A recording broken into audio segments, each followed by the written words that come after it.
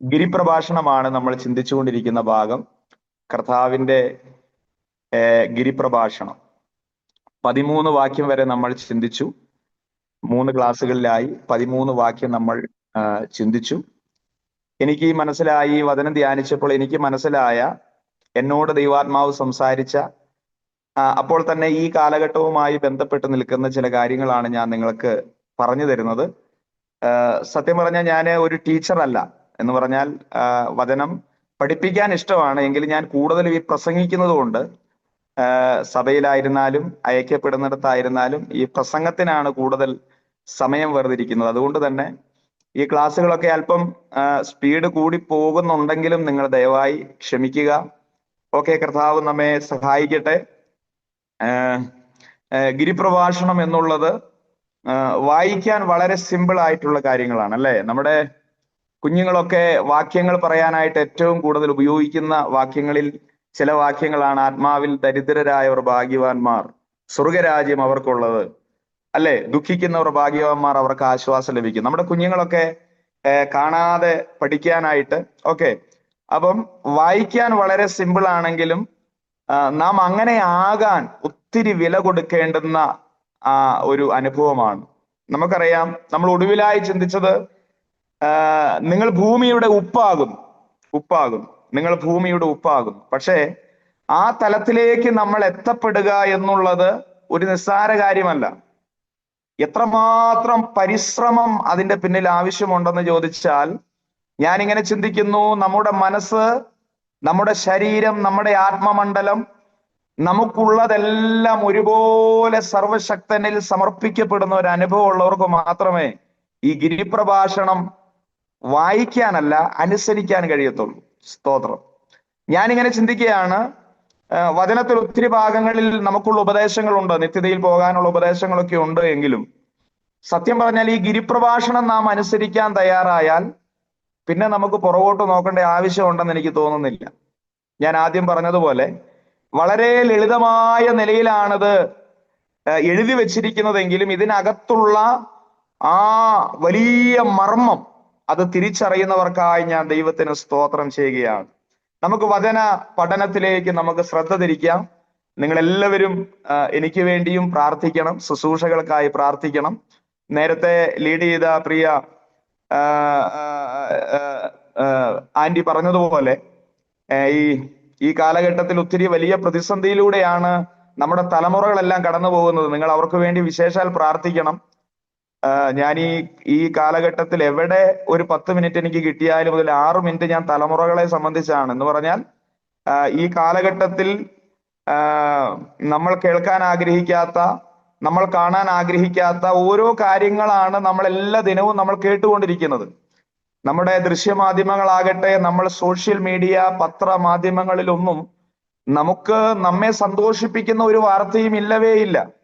എന്നാൽ നന്നായി പ്രാർത്ഥിക്കുക.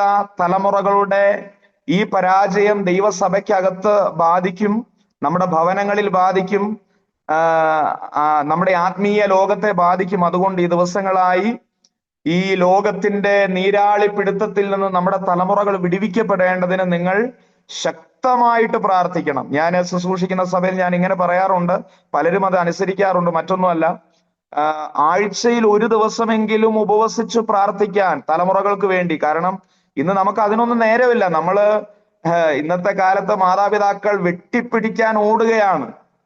എന്ന് പറഞ്ഞാൽ എങ്ങനെയെങ്കിലും ഈ ഭൂമിയിൽ എന്തെങ്കിലുമൊക്കെ നേടിയെടുക്കണം എന്നുള്ള ആഗ്രഹത്തോട് ഓടുകയാണ്.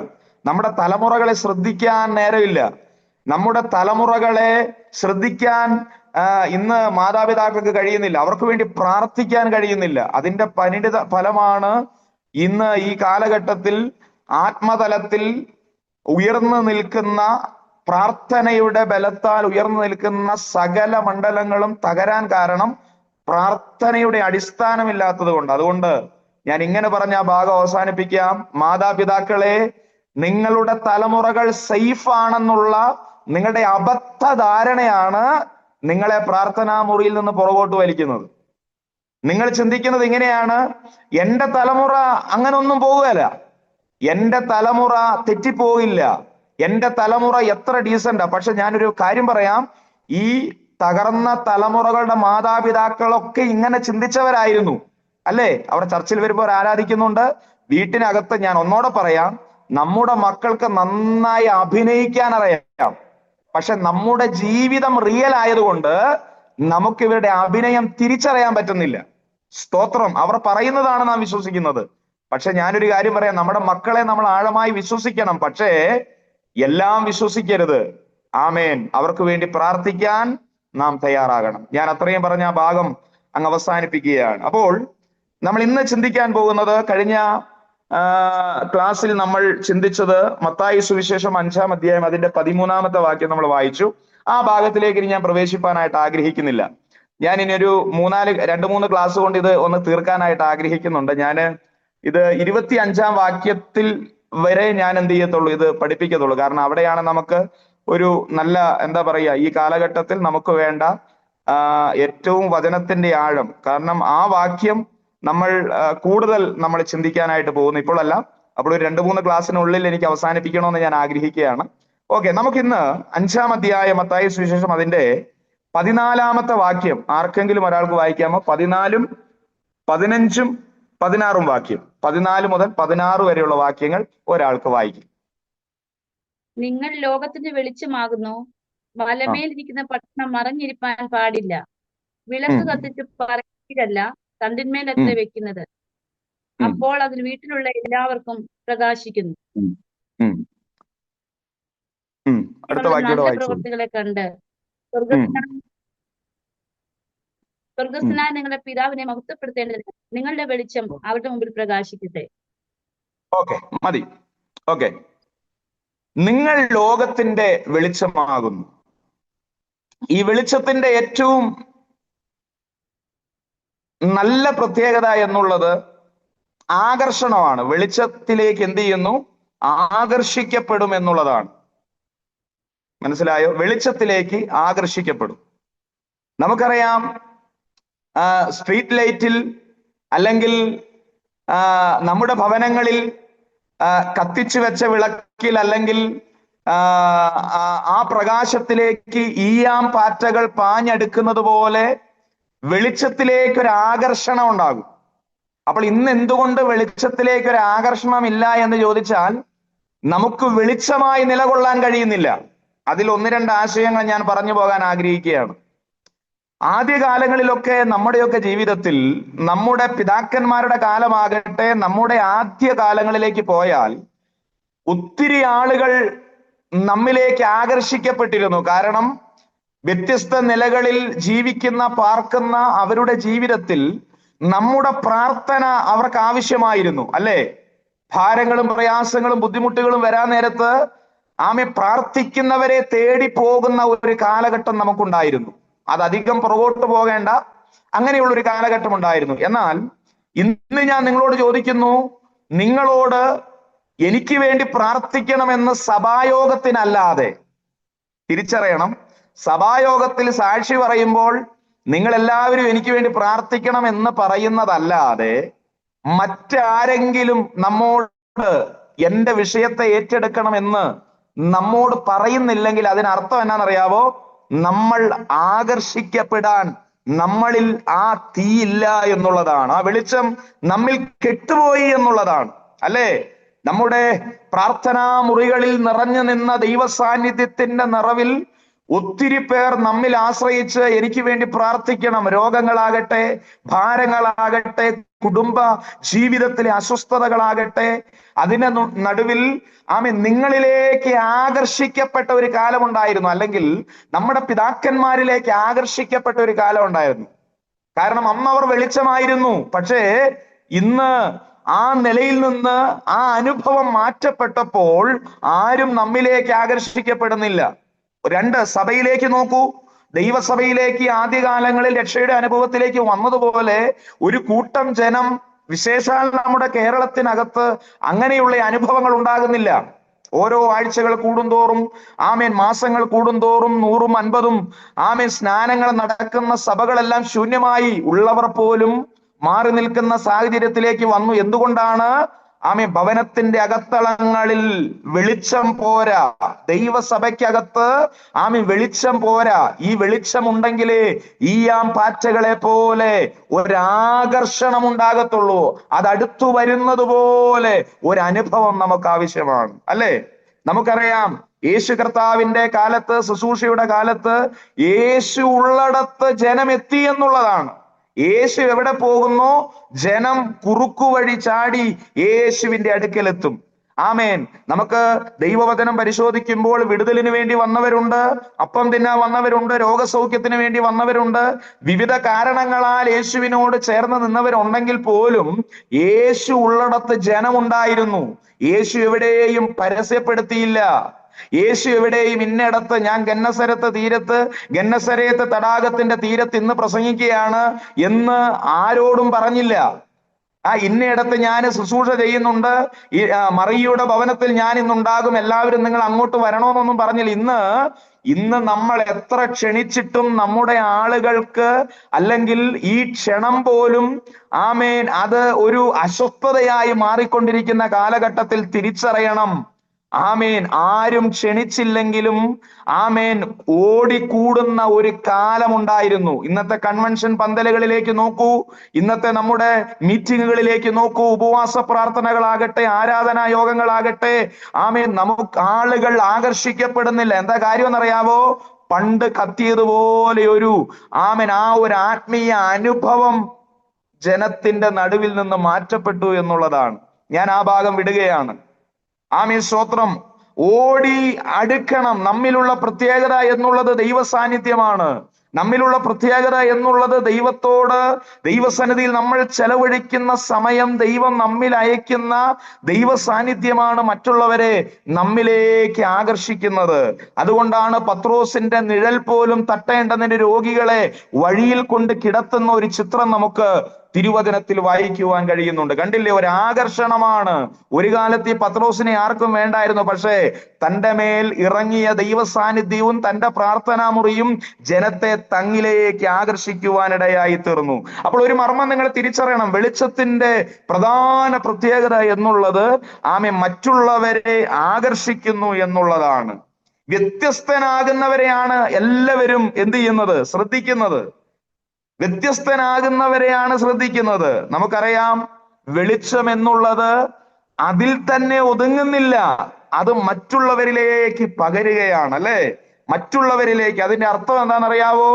നമ്മുടെ പ്രാർത്ഥനാ ജീവിതം, നമ്മുടെ പ്രവർത്തികൾ നമുക്ക് വേണ്ടി മാത്രമാകരുത്, നമ്മൾ മറ്റുള്ളവരിലേക്കും ഇറങ്ങിച്ചെല്ലുവാനിടയായി തീരണം. നമ്മുടെ പ്രാർത്ഥനാ മുറിക്കകത്ത് എനിക്ക് വേണ്ടി, എൻ്റെ ഭാര്യയ്ക്ക് വേണ്ടി, എൻ്റെ മക്കൾക്ക് വേണ്ടി, എൻ്റെ സഭയ്ക്ക് വേണ്ടി മാത്രം പ്രാർത്ഥിക്കാതെ മറ്റുള്ളവരുടെ ഭാരങ്ങളെ ചുമക്കാൻ നാം തയ്യാറാകണം. മറ്റുള്ളവരിലേക്ക് ഇറങ്ങുവാൻ നാം തയ്യാറാകണം. വെളിച്ചത്തിന്റെ പ്രത്യേകത, വെളിച്ചം അതിൽ തന്നെ ഒതുങ്ങുന്നില്ല എന്നുള്ളതാണ്. നിങ്ങളിൽ തന്നെ ഒതുങ്ങാതെ നിങ്ങളുടെ പ്രാർത്ഥനാ മുറി മറ്റുള്ളവരെയും കൂടി ചേർത്ത് വെക്കുന്ന ഒരിടമായി മാറണം പ്രിയരെ. സ്തോത്രം. രണ്ട്, നമ്മുടെ പ്രവൃത്തികൾ നമ്മുടെ പ്രവർത്തനങ്ങൾ നമ്മിൽ മാത്രം ഒതുക്കാതെ മറ്റുള്ളവരിലേക്കും എത്തിക്കേണ്ടതിന് ഈ കാലഘട്ടത്തിൽ നാം തയ്യാറാകണം. എങ്കിൽ മാത്രമാണ് നമുക്ക് നമ്മുടെ വെളിച്ചം മറ്റുള്ളവരിലേക്ക് പകരുവാൻ കഴിയത്തുള്ളൂ. ഒന്നോടെ പറഞ്ഞാൽ, നമ്മൾ ഒരിക്കലും സെൽഫിഷ് ആകരുത്, സ്വന്തം കാര്യം നോക്കുന്ന ഒരു സാഹചര്യത്തിലേക്ക് വരരുത്. അതുകൊണ്ടാണ് ദൈവവചനം ഇങ്ങനെ വിളിച്ചു പറയുന്നത്, ഓരോരുത്തൻ സ്വന്തം ഗുണമല്ല മറ്റുള്ളവന്റെ ഗുണം കൂടി എന്ത് ചെയ്യണം? നമ്മൾ സ്വന്തം ഗുണം അന്വേഷിച്ച് സ്വന്തം കാര്യങ്ങൾക്ക് വേണ്ടി ചരതിച്ചു വെക്കുന്നത് നിർത്തിയിട്ട് സ്തോത്രം, മറ്റുള്ളവരെ കൂടി നമ്മുടെ ഈ ബൗണ്ടറിക്കകത്താക്കത്തക്കവണ്ണം നമ്മുടെ വെളിച്ചം പ്രകാശിക്കണം എന്ന് പറഞ്ഞാൽ എത്ര പേർക്ക് പ്രാർത്ഥനാ മുറിയിൽ സമയം ചെലവഴിക്കാനായിട്ട് കഴിയും? ദൈവവചനം പഠിക്കുമ്പോൾ നാം ഇങ്ങനെയാണ് കാണുന്നത്. നാം വെളിച്ചത്തിന്റെ മക്കൾ എന്നാ പറയുന്നത്, അല്ലെ? വെളിച്ചത്തിന്റെ മക്കൾ എന്ന് പറഞ്ഞാൽ അതിന്റെ അർത്ഥം എന്താണ്? അപ്പൻ വെളിച്ചമാണ്, മക്കളും ആരായിരിക്കണം? വെളിച്ചത്തിന്റെ മക്കൾ. മനസ്സിലായോ? അപ്പൻ വെളിച്ചമാണെങ്കിൽ മക്കളും ആരായിരിക്കണം? വെളിച്ചമായിരിക്കണം. അടുത്തൊരു കാര്യം നാം മനസ്സിലാക്കേണ്ടത്, ഈ വെളിച്ചം അപ്പനിൽ നിന്ന് തന്നെ, സ്വർഗീയ പിതാവിങ്കൽ നിന്ന് തന്നെ നേടിയ വെളിച്ചമായിരിക്കണം. ഈ വെളിച്ചം ഒറിജിനൽ ആയിരിക്കണം, അല്ലേ? എന്ന് പറഞ്ഞാൽ കർത്താവിൽ നിന്ന് പ്രാപിച്ച വെളിച്ചത്തിന് മാത്രമേ നിലനിൽക്കാനായിട്ട് കഴിയത്തുള്ളൂ. മനസ്സിലായോ? എന്നാൽ നമ്മൾ കത്തിക്കുന്ന വെളിച്ചത്തിന് ദൈവവചനം പറയുന്ന പേരാണ് അന്യാഗ്നി, അല്ലേ? കർത്താവ് നമ്മിൽ കത്തിക്കുന്ന വെളിച്ചം. അതുകൊണ്ടാ സങ്കീർത്തനക്കാരൻ ഇങ്ങനെ പറയുന്നത്, നീ എന്റെ ദീപത്തെ എന്ത് ചെയ്യും? കത്തിക്കും. ഞാനല്ല എന്റെ ദീപത്തെ കത്തിക്കേണ്ടത്, നീ എന്റെ ദീപത്തെ കത്തിക്കും. നീ എന്നെ വെളിച്ചത്തിലേക്ക് നയിക്കും. എന്നിൽ പ്രകാശം പകരുന്നത് വെളിച്ചങ്ങളുടെ പിതാവായ നമ്മുടെ കർത്താവിൽ നിന്ന് നാം പ്രാപിച്ച് മറ്റുള്ളവരിലേക്ക് കൊടുക്കുക എന്നുള്ള തലത്തിലേക്ക് നമ്മൾ വരണം. സ്തോത്രം. ആമേൻ. ഒന്നോടെ പറഞ്ഞാൽ ആമേൻ. നമ്മുടെ ജീവിതത്തിൽ നമ്മൾ പ്രാപിച്ച വെളിച്ചം അത് മറ്റുള്ളവരെ ആശ്വസിപ്പിക്കേണ്ടതിന്, മറ്റുള്ളവരെ കരുതേണ്ടതിന്, അവർക്ക് തണലാകേണ്ടതിന്, ആമേൻ, അവർക്ക് വെളിച്ചമാകേണ്ടതിന് നമ്മൾ ഉപയോഗിക്കാനിടയായി തീരണം. 5:14 നമ്മൾ വായിച്ചത് ഇങ്ങനെയാണ്, മലയിലെ പട്ടണം തണ്ടിന്മേൽ വെച്ച വിളക്ക്. നിങ്ങൾ ചിന്തിച്ചേ, മലയിലെ പട്ടണം, തണ്ടിലെ വിളക്ക്. സ്തോത്രം. ഒരു പോയിന്റ് ഞാൻ നിങ്ങളോട് പറയാം. അതിങ്ങനെയാണ്, ഇരിക്കേണ്ടിടത്ത് ഇരിക്കേണ്ടത് ഇരുന്നാലാണ് അത് വെളിച്ചമാകുന്നത്. അതിലേക്ക് ഞാൻ വരാം. ഞാനൊരു ഹെഡിങ് അതിന് കൊടുത്തന്നേ ഉള്ളൂ. നമ്മുടെ ഉത്തരവാദിത്തങ്ങൾ കൃത്യതയോടെ നാം ചെയ്യുമ്പോഴാണ് നമ്മൾ വെളിച്ചമായി മാറുന്നത്, നമ്മൾ മറ്റുള്ളവർക്ക് ആശ്വാസമായി മാറുന്നത്, അല്ലേ? ഉത്തരവാദിത്തങ്ങൾ മറന്ന് നാം ജീവിക്കുമ്പോഴാണ് നമ്മുടെ വെളിച്ചം കെട്ടുപോകുന്നത്. പല കുടുംബങ്ങളുടെ അകത്തും വെളിച്ചം കെട്ടുപോയി. വെളിച്ചമായി നിൽക്കേണ്ടുന്നവർ പലരും തങ്ങളുടെ ഉത്തരവാദിത്തം നിർവഹിക്കുന്നതിൽ വീഴ്ച വരുത്തിയപ്പോൾ വെളിച്ചം കെട്ടുപോയി. പല കുടുംബങ്ങളുടെ അകത്തളത്തിലും ഇരുൾ വ്യാപരിക്കപ്പെട്ടു, അല്ലേ? ചില ഭവനങ്ങളിൽ തലമുറകളാണ് വെളിച്ചമായി നിന്നിരുന്നെങ്കിൽ ആ തലമുറകളുടെ ഈ കാലഘട്ടത്തിലെ പോക്ക് നമ്മൾ നോക്കിയാൽ ഒത്തിരി ഭവനങ്ങളുടെ അകത്തളത്തിൽ വെളിച്ചം കെട്ടുപോയതായി നമുക്ക് കാണാൻ കഴിയുന്നുണ്ട്. ചില ഭവനങ്ങളിൽ പിതാക്കന്മാർ അവരുടെ ഉത്തരവാദിത്വം നിറവേറ്റാതെ ആ വെളിച്ചം കെട്ടുപോയതായി നമുക്ക് കാണുന്നുണ്ട്. ചില ഭവനങ്ങളിൽ മാതാക്കൾ തങ്ങളുടെ ഉത്തരവാദിത്വം മനസ്സിലാക്കാതെ വെളിച്ചം പോയതായി കാണുകയാണ്. അപ്പോൾ ഇരിക്കേണ്ടിടത്ത് ഇരിക്കേണ്ടത് ഇരുന്ന് കഴിയുമ്പോഴാണ് ആ വെളിച്ചത്തിന്റെ ശ്രേഷ്ഠത മനസ്സിലാകുന്നത്, അല്ലേ? നിങ്ങളുടെ ഭവനത്തിന്റെ അകത്തളത്തിൽ, നിങ്ങളുടെ ഭവനങ്ങളിൽ പിതാക്കന്മാരുണ്ട്, മാതാക്കളുണ്ട്, മക്കളുണ്ട്, സഹോദരങ്ങളുണ്ട്, സഹോദരിമാരുണ്ട്.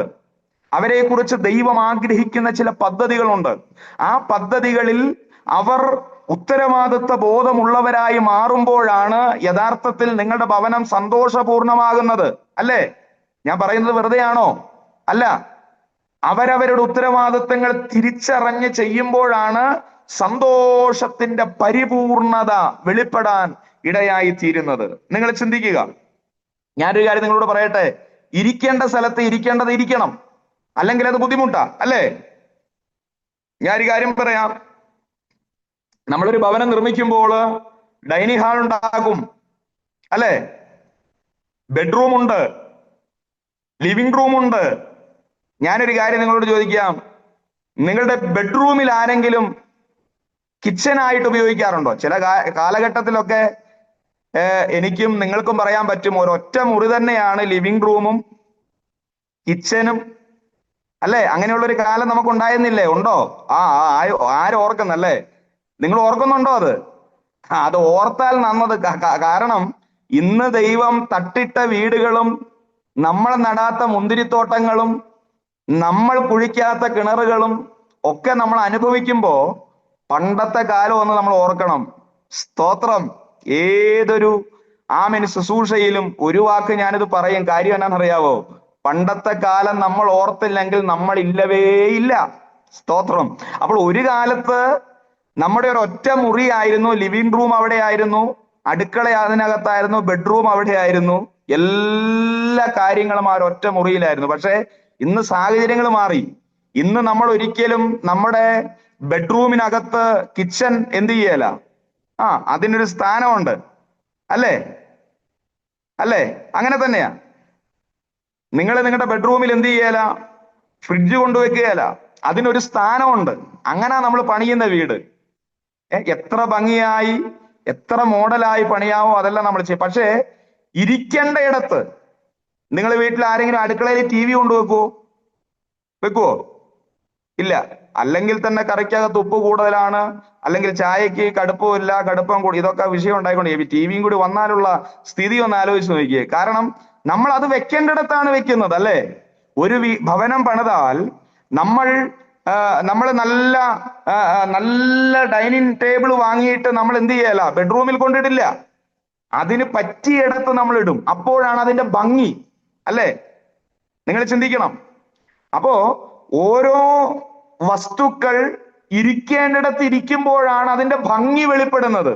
ഇത് തന്നെയാണ് ജീവിതത്തിൽ നമ്മുടെ ഉത്തരവാദിത്വം തിരിച്ചറിഞ്ഞ് നാം ചെയ്യേണ്ട പ്രവൃത്തി ഭംഗിയായി നാം ചെയ്യുമ്പോൾ, നാം ഇരിക്കേണ്ടിടത്ത് നാം ഇരിക്കുമ്പോൾ, നാം പോകേണ്ടിടത്ത്, ദൈവം അനുവദിച്ചിടത്ത് മാത്രം നമ്മൾ പോകുമ്പോൾ നമ്മൾ വെളിച്ചങ്ങളാ. പക്ഷേ നമ്മളെ കാണേണ്ടിടത്ത് നമ്മൾ കാണാതിരിക്കുകയും, അപ്പോൾ തന്നെ ഒരിക്കലും നമ്മെ കാണരുതെന്ന് ആഗ്രഹിക്കുന്നിടത്ത് നമ്മെ കാണുകയും ചെയ്താൽ ഒരു വല്ലാത്ത അസ്വസ്ഥതയാ. ആത്മാവിൽ ആരാധിക്കുന്ന ഒരു പെന്തക്കോസുകാരൻ ബീവറേജിന്റെ മുമ്പിൽ ചെന്ന് നിന്നാൽ നിങ്ങളൊന്ന് ചിന്തിച്ചു നോക്കിയേ. അതൊരു യോഗ്യമാണോ? ഞാൻ നിങ്ങളോട് ചോദിക്കാം, യോഗ്യമാണോ? അല്ല, അല്ല. നമുക്കൊരു പ്രമാണമുണ്ട്, നമുക്ക് ഒരു അതിർവരമ്പുണ്ട്. അത് ലംഘിക്കാൻ നമ്മൾ പാടില്ല. അതിർലംഘനം നടത്തുമ്പോ നമ്മൾ നിൽക്കേണ്ടിടത്ത്, അതുകൊണ്ടാണ് 1-ാം സങ്കീർത്തനത്തിൽ ഇങ്ങനെ പറയുന്നുണ്ട്, ദുഷ്ടന്മാരുടെ ആലോചന പ്രകാരം എന്ത് ചെയ്യരുത്? നടക്കരുത്. പാപിയുടെ വഴിയിൽ എന്ത് ചെയ്യരുത്? നിൽക്കരുത്. പരിഹാസികളുടെ ഇരിപ്പിടത്തിൽ എന്ത് ചെയ്യരുത്? ഇരിക്കരുത്. അപ്പോൾ അങ്ങനെ നാം ചെയ്യുമ്പോൾ നമ്മൾ ഇരുട്ടായി മാറുകയാണ്. പക്ഷെ ദൈവവചനം അനുസരിക്കുമ്പോൾ നമ്മൾ വെളിച്ചമായി മാറുകയാണ്. അതിലേക്ക് ഞാൻ വരാം. അപ്പോൾ നമ്മുടെ ഭവനത്തിന്റെ അകത്തളത്തിൽ ഇരിക്കേണ്ട ഇടത്ത് അതത് സാധനങ്ങൾ ഇരിക്കുമ്പോൾ അതൊരു അനുഗ്രഹമാണ്, അതൊരു വെളിച്ചമാണ് എന്നതുപോലെ നമ്മുടെ ജീവിതത്തിലും നമ്മുടെ ഉത്തരവാദിത്വം തിരിച്ചറിഞ്ഞ് നമ്മൾ ദൈവഹിതത്തോടെ, ദൈവം നമ്മെ ഏൽപ്പിക്കുന്ന വിഷയങ്ങളിൽ വിശ്വസ്തയോടെ നിൽക്കാൻ തയ്യാറായാൽ നമ്മളും വെളിച്ചമായി മാറ്റപ്പെടുകയാണ്. 128-ാം സങ്കീർത്തനം ഒന്ന് വായിപ്പാനായിട്ട് ആഗ്രഹിക്കുകയാണ്. സങ്കീർത്തനങ്ങൾ 128-ാം സങ്കീർത്തനം, അതിന്റെ 1 മുതൽ 6 വരെയുള്ള വാക്യങ്ങൾ നമ്മൾ വായിക്കുമ്പോൾ അവിടെ ഒരു കുടുംബത്തെ കുറിച്ചാണ് നമ്മൾ കാണുന്നത്. ഒരു കുടുംബം. അപ്പോൾ ഭവനത്തിലെ പിതാവിനെ കുറിച്ച് പറയുകയാണ് 1-ാം വാക്യത്തിൽ. യഹോവയെ ഭയപ്പെട്ട് അവന്റെ വഴികളിൽ നടക്കുന്ന ഏവനും ഭാഗ്യവാൻ. താഴേക്ക് പറയുകയാണ്, നിന്റെ കൈകളുടെ അധ്വാന ഫലം നീ തിന്നും, നീ ഭാഗ്യവാൻ, നിനക്ക് നന്മ വരും.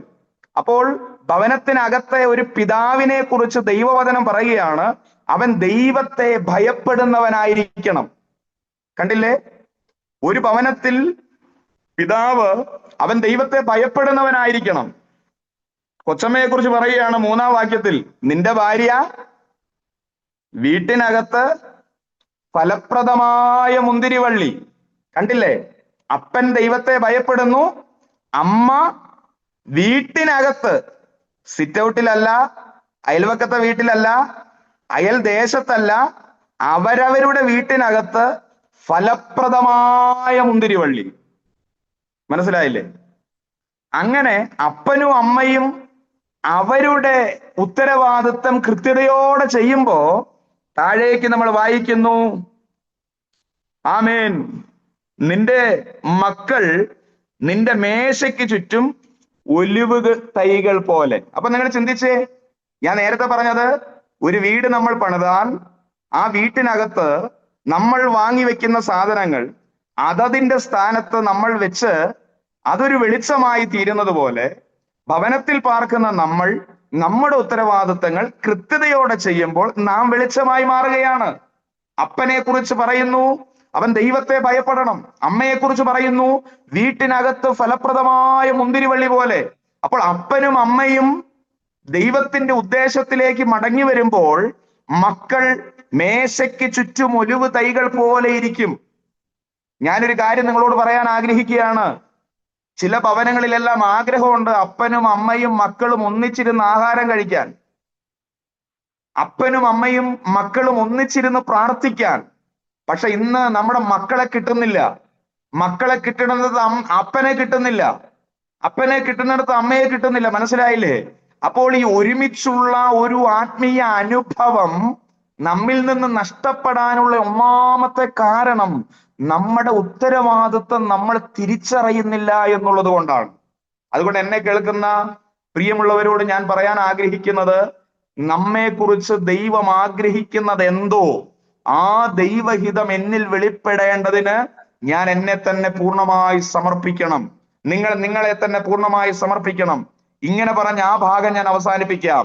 നിങ്ങളുടെ ഭവനത്തിൽ നിങ്ങളുടെ ഉത്തരവാദിത്വം, ദൈവസഭയിൽ നിങ്ങളുടെ ഉത്തരവാദിത്വം, സമൂഹത്തിൽ നിങ്ങളുടെ ഉത്തരവാദിത്വം, നിങ്ങളുടെ ചാർച്ചക്കാരുടെ നടുവിൽ നിങ്ങളുടെ ഉത്തരവാദിത്വം.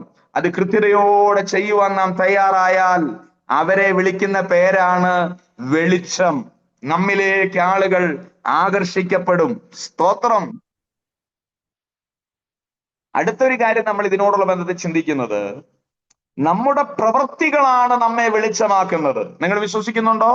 നമ്മുടെ ചില പ്രവൃത്തികളാണ് നമ്മുടെ മനസ്സിൽ ഏറ്റവും കൂടുതൽ വേദനപ്പെട്ട സാഹചര്യങ്ങൾ എന്താണെന്ന് ചോദിച്ചാൽ, സ്തോത്രം,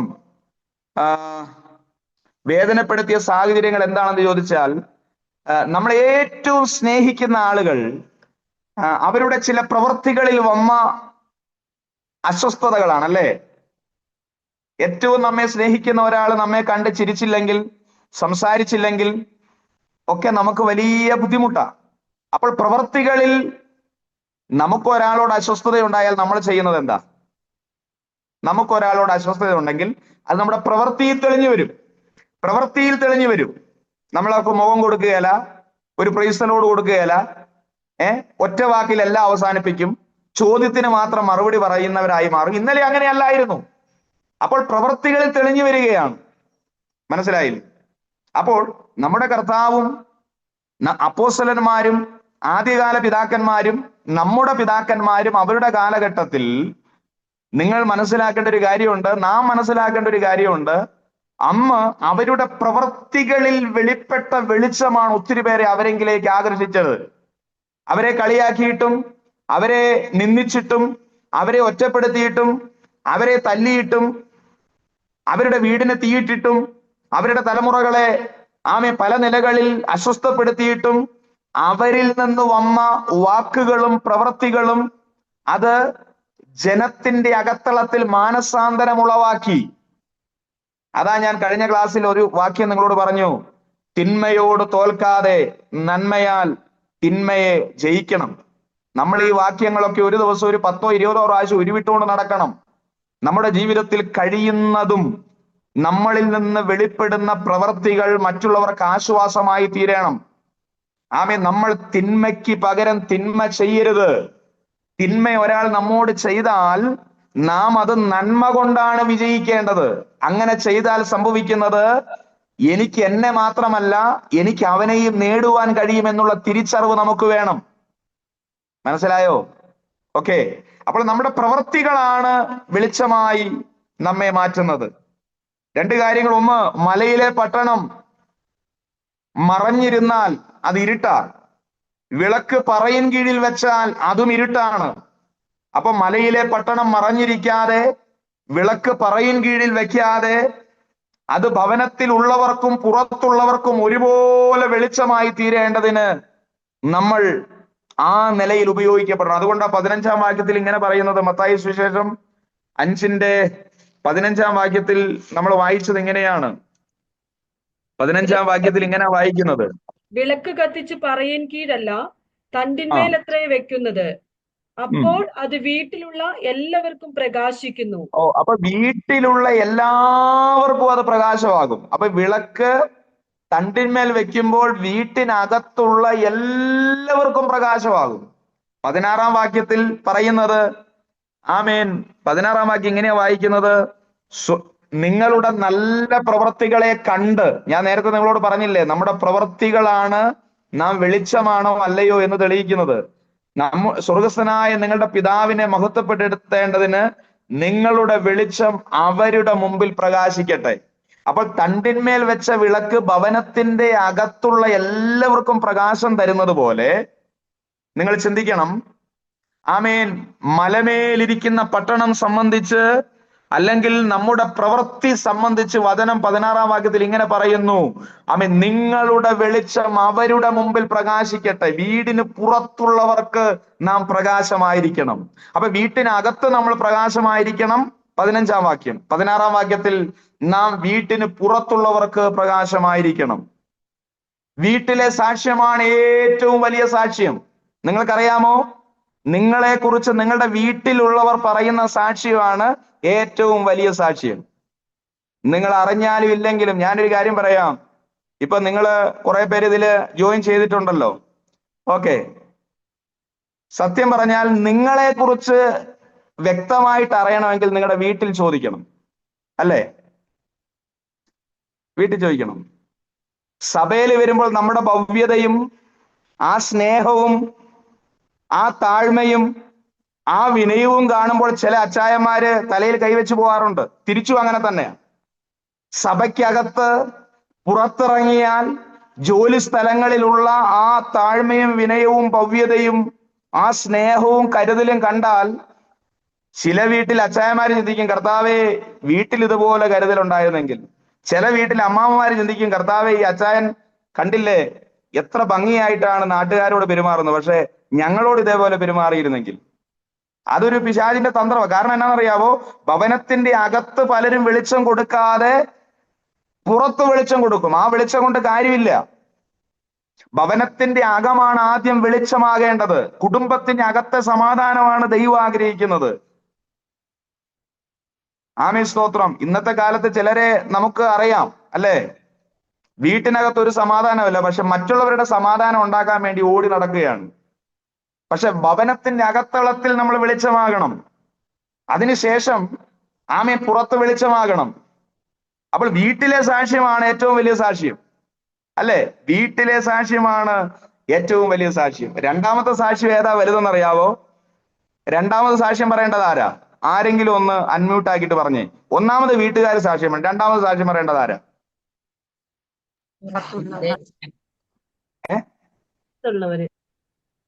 നാട്ടുകാരല്ലേ? അയൽവക്കക്കാര്? സഭയ്ക്കകത്തൊക്കെ പിന്നെയാ. No no no no no no സഭയ്ക്കുള്ളവർക്കെല്ലാം നമ്മളെ അറിയാം. സ്തോത്രം. അത് പോട്ടെ. അടുത്തത് ഏറ്റവും കൂടുതൽ നമ്മെ കുറിച്ച് സാക്ഷ്യം പറയേണ്ടത് ഒന്ന് വീട്ടിനകത്ത്, രണ്ട് നമ്മുടെ സ്വന്തം ഏറ്റവും അടുത്തുള്ള വീട്ടുകാര്. ഹലോ, ആമേൻ.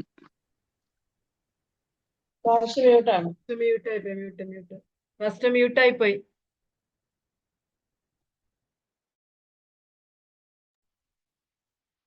ഓക്കെ ഓക്കെ, ചിന്തിക്കുക.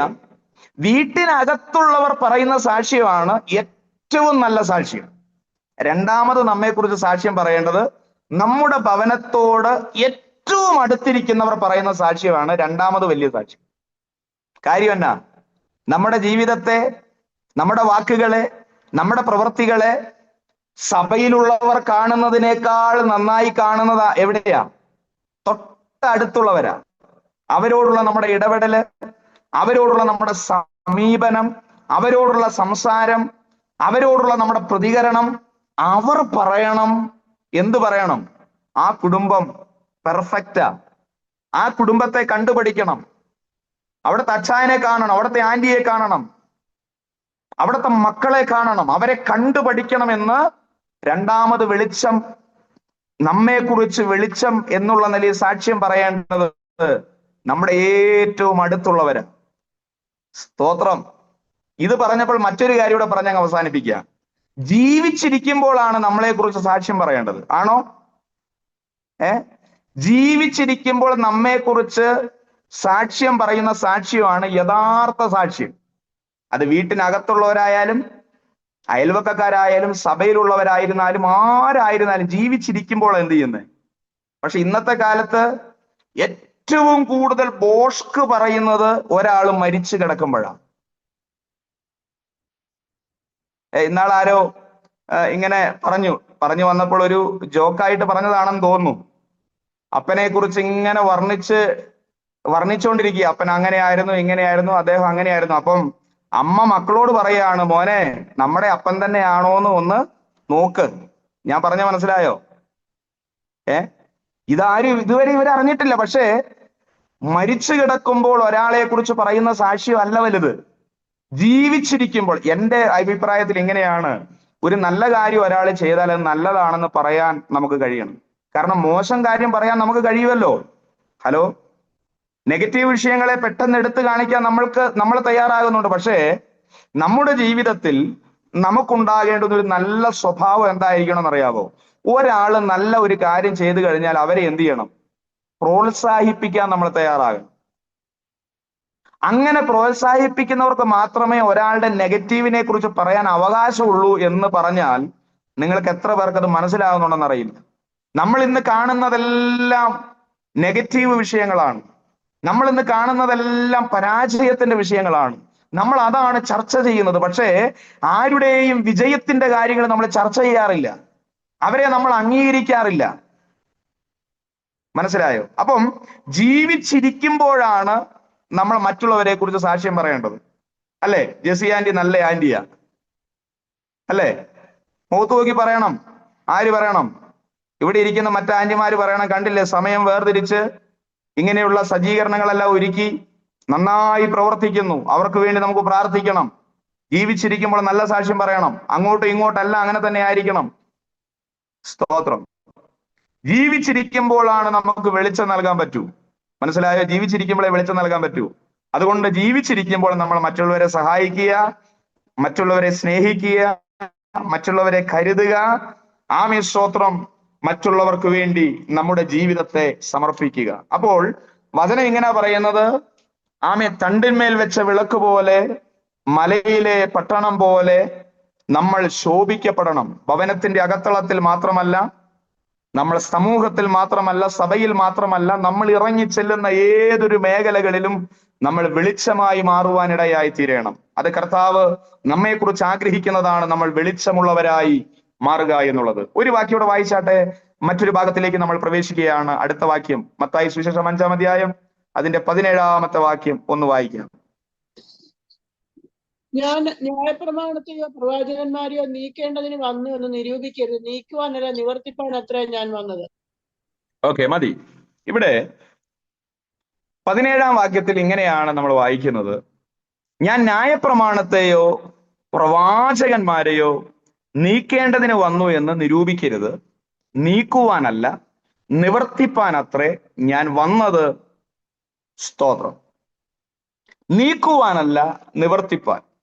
നമുക്കറിയാം, യേശു കർത്താവിനെ കുറിച്ചുള്ള പ്രവചനങ്ങൾ സങ്കീർത്തന പുസ്തകങ്ങളിലും പഴയ നിയമങ്ങളിലും യെശയ്യാ പ്രവചനം പോലുള്ള പ്രവചന പുസ്തകങ്ങളിലും യേശുവിനെ കുറിച്ചുള്ള പ്രവചനങ്ങൾ നിവൃത്തിയാകുന്ന സന്ദർഭത്തിൽ യേശു കർത്താവ് ഇങ്ങനെ പറഞ്ഞ ഒത്തിരി വാക്യങ്ങൾ പുതിയ നിയമത്തിൽ നമുക്ക് കാണാൻ കഴിയുന്നു.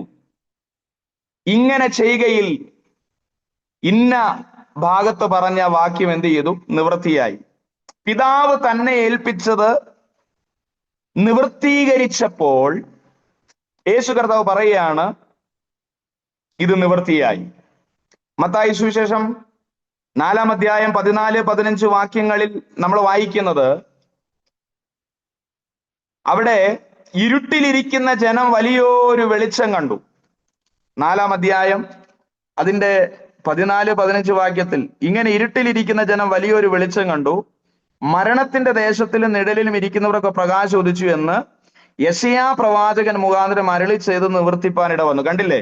കർത്താവ് ഓരോ പ്രവൃത്തി ചെയ്യുമ്പോഴും പഴയ നിയമത്തിനകത്ത് താൻ ചെയ്യാൻ പോകുന്ന പ്രവൃത്തിയെ കുറിച്ചുള്ള പ്രവചനത്തിന്റെ നിവൃത്തീകരണം വെളിപ്പെട്ടപ്പോൾ യേശു പറയുകയാണ്, ഇങ്ങനെ ചെയ്യുകയിൽ യെശയ്യാ പ്രവചനത്തിൽ എഴുതിയിരിക്കുന്ന പ്രവചനത്തിന് നിവൃത്തി വന്നു.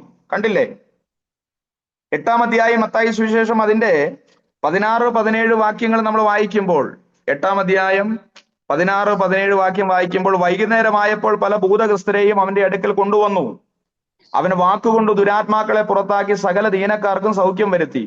അവൻ നമ്മുടെ ബലഹീനതകളെ എടുത്തു, വ്യാധികളെ ചുമന്നു എന്ന് യെശയ്യാ പ്രവാചകൻ പറഞ്ഞതിന് നിവൃത്തിയാകുവാൻ തന്നെ. അപ്പൊ കണ്ടില്ലേ, ഇവിടെയും യേശു കർത്താവ് രോഗികളെ സൗഖ്യമാക്കുമ്പോൾ, ഭൂതഗ്രസ്തരെ സൗഖ്യമാക്കുമ്പോൾ, ദീനക്കാരെ സൗഖ്യമാക്കുമ്പോൾ, ബലഹീനതകളെ എടുക്കുമ്പോൾ യേശു കർത്താവ് ഇങ്ങനെ പറയുകയാണ്, യെശയ്യാ പ്രവാചകൻ പറഞ്ഞത് നിവൃത്തിയാകുവാൻ ഇടയായി. അപ്പോൾ യേശു കർത്താവ് ഓരോ കാര്യങ്ങൾ ചെയ്യുമ്പോഴും തന്നെ കുറിച്ച് ആമേൻ മുൻകാലങ്ങളിൽ പ്രവചിക്കപ്പെട്ട ആ കാര്യങ്ങൾ നിവൃത്തിപഥത്തിലേക്ക് കൊണ്ടുവരുന്ന ഒരു യേശുവിനെ നമുക്ക് കാണാൻ പറ്റുന്നത്. ഒന്നോടെ പറഞ്ഞാൽ, പിതാവായ ദൈവം എന്തിനു വേണ്ടിയാണ് പുത്രനെ ഈ ഭൂമിയിലേക്ക് അയച്ചു, ആ റൂട്ടിൽ തന്നെ സഞ്ചരിക്കുന്ന ഒരു യേശുവിനെ നമുക്ക് കാണാൻ പറ്റുന്നുണ്ട്, അല്ലേ? 21-ാം അധ്യായം മത്തായി സുവിശേഷം 4-5 വാക്യങ്ങളൊക്കെ വായിക്കുമ്പോൾ യേശു കഴുതപ്പുറത്ത് കയറിയപ്പോൾ അവിടെയും പറഞ്ഞു, പഴയ നിയമത്തിൽ പറഞ്ഞിരിക്കുന്ന കാര്യം നിവൃത്തിയായി. യേശു കർത്താവ് കഴുതപ്പുറത്ത് കയറുന്ന കാര്യം പഴയ നിയമത്തിൽ പ്രവാചകൻ വെളിപ്പെടുത്തിയിരിക്കുമ്പോൾ ആ തലത്തിലേക്ക് യേശു കർത്താവ് വരുമ്പോൾ പറയുകയാണ്, അത് പഴയ നിയമത്തിലെ കാര്യം യേശു കർത്താവ് നിവൃത്തീകരിക്കുകയായിരുന്നു. ഇതുകൊണ്ടാണ് പറഞ്ഞത്, നീക്കുവാനല്ല കർത്താവ് വന്നത്, പിന്നെ എന്തിനാ? നിവർത്തിക്കാൻ വേണ്ടിയാണ്. യേശു കർത്താവ് ഈ ഭൂമിയിലേക്ക് വന്നത് പഴയ നിയമ പുസ്തകത്തിൽ എഴുതപ്പെട്ട ഈ ക്രിസ്തുവിനെ കുറിച്ചുള്ള പ്രവചനങ്ങൾ നിവർത്തിക്കണം. പിതാവിന്റെ പദ്ധതിയിൽ പുത്രനെ കുറിച്ചുള്ളതായ ആ ഉത്തരവാദിത്വം നിറവേറ്റണം. പുത്രനായ ക്രിസ്തു പിതാവായ ദൈവത്തിന്റെ ഇഷ്ടത്തിന് ചേർന്ന് നിന്നിട്ട് ആമേൻ അത് നിവർത്തിച്ചു കൊടുക്കുന്ന ഒരു ചിത്രമാണ് നമുക്കിവിടെ കാണുവാനായിട്ട് കഴിയുന്നത്. അപ്പോൾ ഒരു മർമ്മം നിങ്ങൾ മനസ്സിലാക്കണം, നാമും ദൈവവചനത്തിൽ എഴുതിയിരിക്കുന്നത് നാം അനുസരിക്കുമ്പോൾ അത് നിവർത്തിക്കുകയാണ്. നിങ്ങൾക്കത് മനസ്സിലാകുന്നുണ്ടോ? പിതാവായ ദൈവം പുത്രനായ ക്രിസ്തുവിനെ കുറിച്ച് പഴയ നിയമത്തിൽ വെളിപ്പെടുത്തിയിരിക്കുന്ന വെളിപ്പാടുകൾ പുതിയ നിയമത്തിൽ യേശു കർത്താവ് തന്റെ പരസ്യ ശുശ്രൂഷയിൽ ആ തലത്തിലൂടെ കടന്നു പോകുമ്പോൾ അത് നിവർത്തിച്ചു എന്ന് പറയുന്ന ഭാഗത്തിൽ നമുക്കുള്ള ദൂത് എന്താണ്? ദൈവവചനത്തിൽ പറഞ്ഞിരിക്കുന്ന കാര്യങ്ങൾ നാമും അനുസരിക്കുമ്പോൾ തീർച്ചയായും സംഭവിക്കുന്നത് നാമും ദൈവത്തിന്റെ കൽപ്പന നിവർത്തിക്കുകയാണ്, അല്ലെ? വചനം എന്താ പറയുന്നത്? തമ്മിൽ തമ്മിൽ സ്നേഹിക്കണം, തമ്മിൽ തമ്മിൽ ഭാരങ്ങളെ ചുമക്കണം, മടുത്തുപോകാതെ പ്രാർത്ഥിക്കണം. ആമേൻ, സ്തോത്രം. ശുദ്ധീകരണത്തിന് വേണ്ടി നമ്മളെ ഏൽപ്പിക്കണം. കാരണം കുറെ കാര്യങ്ങൾ നമ്മളെ കുറിച്ച് പറയുന്നുണ്ട്. പക്ഷെ ആ വചനത്തിലേക്ക് നമ്മൾ ചെല്ലുക മാത്രമല്ല, അത് നമ്മൾ അനുസരിക്കുമ്പോൾ ആമേൻ ആ വചനം നമ്മൾ എന്ത് ചെയ്യാണ്? നിവർത്തിക്കുകയാണ്. ആ വചനത്തിലൂടെ നമ്മൾ സഞ്ചരിക്കുകയാണ്. ആമേൻ. പഴയ നിയമത്തിൽ യേശുവിനെ കുറിച്ച് എഴുതിയിരിക്കുന്ന അതുപോലെ യേശു കർത്താവ് തന്റെ പുതിയ നിയമത്തിൽ ആ തലത്തിലൂടെ കടന്നു പോയപ്പോൾ ദൈവം പ്രസാദിച്ചതുപോലെ ഈ ദൈവവചനത്തിൽ നമ്മെക്കുറിച്ച് എഴുതി വെച്ചിരിക്കുന്ന ഏതൊരു കാര്യവും നാം അനുസരിക്കുമ്പോൾ പിതാവായ ദൈവം നമ്മിലും പ്രസാദിക്കുന്നു എന്നുള്ള കാര്യം മറന്നു പോകരുത്. ഒന്നോടെ പറഞ്ഞാൽ, ഈ ദൈവവചനത്തിൽ ബൈബിളിൽ വചനം ബൈബിളിൽ ഇങ്ങനെ ആയിരിക്കുന്നിടത്തോളം കാലം അത് വാക്കുകൾ മാത്രമാണ്, അല്ലേ? അതെപ്പോഴാണ് പ്രവൃത്തി ചെയ്യുന്നതെന്ന് ചോദിച്ചാൽ നമ്മൾ ഈ വചനം ഉപയോഗിക്കുമ്പോഴാ, അല്ലേ? അല്ലാതെ ഈ വചനം ഇങ്ങനെ എഴുതി വെച്ചത് കൊണ്ട് അതിനേക്കാൾ അർത്ഥവത്താകുന്നത് ഈ ദൈവവചനം നമ്മൾ അനുസരിക്കുമ്പോഴാണ് ഈ വചനം നിവൃത്തിയാകുന്നത്. അല്ലെങ്കിൽ ഈ വചനത്തിനകത്തുള്ളത് നമ്മൾ ചെയ്യുമ്പോഴാണ് സത്യം പറഞ്ഞാൽ ഈ വചനത്തെ നമ്മൾ അനുസരിക്കുന്നത്. നമ്മൾ അതുകൊണ്ട് വചനവാഹികളായി മാറണം, വചനത്തെ വഹിക്കുന്നവരായി നമ്മൾ മാറണം, അല്ലേ? പിതാവ് പുത്രനെ ഏൽപ്പിച്ചത് താൻ ചെയ്തു. അത് പഴയ നിയമത്തിൽ രേഖപ്പെടുത്തിയിരിക്കുന്ന സകലതും ചെയ്തു. അതുകൊണ്ടാണ് യേശു കർത്താവ് 19-ാം അധ്യായം യോഹന്നാന്റെ സുവിശേഷം 28 മുതലുള്ള വാക്യങ്ങൾ വായിക്കുമ്പോൾ ഇങ്ങനെ പറഞ്ഞു, ആമേ, സ്തോത്രം, സകലവും നിവൃത്തിയായി എന്ന് പറഞ്ഞാൽ പിതാവ് ഏൽപ്പിച്ച ഒരു കാര്യം പോലും പുത്രനായ ക്രിസ്തു ചെയ്യാതിരുന്നില്ല. വചനത്തിനകത്ത് തന്നെ കുറിച്ച് എഴുതിയിരിക്കുന്നതെല്ലാം താൻ പൂർത്തീകരിച്ചാനന്തരമാണ് താൻ ക്രൂശിൽ മരിച്ചത്. അതുകൊണ്ടാണ് അപ്പോസ്തലപ്രവൃത്തി 2:24 പറയുന്നത്, മരണപാശങ്ങളെ അഴിച്ച് പിതാവായ ദൈവം പുത്രനായ ക്രിസ്തുവിനെ ഉയർപ്പിക്കുവാനിടയായി തീർന്നു. അപ്പോൾ നമ്മെ ദൈവം പ്രതിസന്ധികളിൽ നിന്ന് കരകയറ്റാൻ ഇടയായി തീരണമെങ്കിൽ പുത്രനായ ക്രിസ്തു ദൈവവചനം നിവർത്തിച്ചതുപോലെ ഈ ദൈവവചനം നാം അനുസരിപ്പാൻ തയ്യാറാകണം. മനസ്സിലായില്ലേ? അപ്പോൾ ഈ ദൈവവചനം നമ്മളെ നിവർത്തിക്കാൻ തടസ്സമായി ഒത്തിരി പ്രകോപനങ്ങളും ഒത്തിരി പ്രലോഭനങ്ങളും പരീക്ഷകളും നമ്മുടെ ജീവിതത്തിൽ വരുമ്പോൾ നാം തിരിച്ചറിയേണ്ട ഒരു കാര്യമുണ്ട്. ആമീൻ, സ്തോത്രം. നമ്മുടെ ജീവിതത്തിൽ നമ്മൾ നമ്മുടെ അകത്ത് നമ്മൾ പ്രാപിച്ച ദൈവവചനത്തെ നമ്മൾ എന്ത് ചെയ്യരുത്? തള്ളിക്കളയരുത്. ഏതൊരു പ്രതിസന്ധി ഘട്ടത്തിലും ഈ ദൈവത്തിന്റെ വചനം നമ്മൾ അനുസരിക്കാൻ തയ്യാറാകണം. നമ്മൾ ഒത്തിരി ദൈവവചനത്തിൽ നമുക്ക് കാണാൻ പറ്റുന്നുണ്ട്. ഉൽപ്പത്തി പുസ്തകം 6-ാം അധ്യായം അതിന്റെ 13-22 വാക്യങ്ങളൊക്കെ നമ്മൾ വായിക്കുമ്പോൾ ഇങ്ങനെ പറയുന്നത്, യഹോവയായ ദൈവം കൽപ്പിച്ചതുപോലെ നോഹ ചെയ്തു. എന്നിട്ട് മറ്റൊരു ഭാഗത്ത് അങ്ങനെ തന്നെ ചെയ്തെന്നാ പറയുന്നത്. എന്ന് പറഞ്ഞാൽ ദൈവം എന്താണ് നോഹയോട് കൽപ്പിച്ചത് അങ്ങനെ തന്നെ ചെയ്തു. ഒരു മാറ്റമില്ല. ഞാനൊരു കാര്യം പറയാം. ആമേൻ. ഗോഫർ എന്ന മരം കൊണ്ടാണ് പെട്ടകം ഉണ്ടാക്കേണ്ടത് എന്നാണ് നോഹയോട് യഹോവയായ ദൈവം പറഞ്ഞത്. നമ്മളൊക്കെ ആണെങ്കിൽ എന്ത് ചെയ്യുന്നറിയാവോ? ഈ ഗോഫർ മരം കിട്ടാതെ വന്നാൽ കിട്ടുന്ന മരം എടുത്ത് എന്ത് ചെയ്യും? പെട്ടകം ഉണ്ടാക്കും. അപ്പൊ ദൈവം ഒരു കാര്യം പറഞ്ഞാൽ അത് അനുസരിച്ചാലുള്ള ഗുണമാണ് ഞാൻ പറഞ്ഞു വരുന്നത്. ഗോഫർ എന്ന മരം കൊണ്ട് പെട്ടകം ഉണ്ടാക്കണം. അതിനെ 3 തട്ടുകളായിട്ട് ഉണ്ടാക്കണം, അല്ലേ? സ്തോത്രം. അതിന്റെ അളവ് കറക്റ്റായി പറഞ്ഞു കൊടുത്തു. അതിനൊരു കിളിവാതിൽ ഉണ്ടാകണം. ഇതൊക്കെ പറഞ്ഞു. എന്താ കാര്യം എന്നറിയാവോ? ഇതിന് ശേഷം ഒരു വലിയ പ്രളയം വരാൻ പോവുക. ആ പ്രളയത്തിൽ ആ കപ്പൽ, ആ പെട്ടകം മുങ്ങാതിരിക്കണമെങ്കിൽ ദൈവം പറഞ്ഞ അളവ് കൃത്യമായിരിക്കണം. 300 മുഴം നീളം എന്ന് പറഞ്ഞാൽ അത് 300 മുഴം തന്നെ ആയിരിക്കണം. 299 ആകരുത്, 301 ആകരുത്. മനസ്സിലായില്ലേ? കാരണം ആ പ്രളയത്തിൽ ആ പെട്ടകത്തെ നിലനിർത്താൻ കഴിയുന്ന ഒരളവാണ് കർത്താവ് നോഹയോട് പറഞ്ഞു കൊടുത്തത്. ഇതിന് നമുക്കുള്ള ദൂത് എന്താണെന്നറിയാവോ? ജീവിതത്തിന്റെ പ്രതിസന്ധി ഘട്ടങ്ങളിൽ കാറ്റും കോളും ആഞ്ഞടിക്കുമ്പോൾ, നദി പൊങ്ങുമ്പോൾ, ആമേൻ, സ്തോത്രം, പ്രതിസന്ധി വരുമ്പോൾ ഉടയാതെ, വീഴാതെ, തളരാതെ, തകരാതെ നിൽക്കണമെങ്കിൽ ദൈവം പറഞ്ഞ വചനം അതുപോലെ നമ്മൾ അനുസരിക്കാൻ തയ്യാറാകണം. ഞാൻ പറയുന്നത് നിങ്ങൾക്ക് മനസ്സിലാകുന്നുണ്ടെന്ന് ഞാൻ വിശ്വസിക്കുകയാണ്. അളവിൽ വ്യത്യാസം ഉണ്ടാകരുത്. 300 മുഴം നീളം എന്ന് പറഞ്ഞാൽ അത് തന്നെയാ. 50 മുഴം ഉയരം എന്ന് പറഞ്ഞാൽ അത് അങ്ങനെ തന്നെയാ. അതിൽ യാതൊരു വ്യത്യാസവും ഇല്ല. സ്തോത്രം. അതിന് 3 തട്ട് വേണമെന്ന് പറഞ്ഞാൽ 4 തട്ടും ആക്കരുത്, 2 തട്ടും ആക്കരുത്. കറക്റ്റ്. അതുകൊണ്ടാണ് വചനം പറയുന്നത്, ദൈവം നോഹയോട് കൽപ്പിച്ചതുപോലെ അവൻ അങ്ങനെ തന്നെ ചെയ്തു.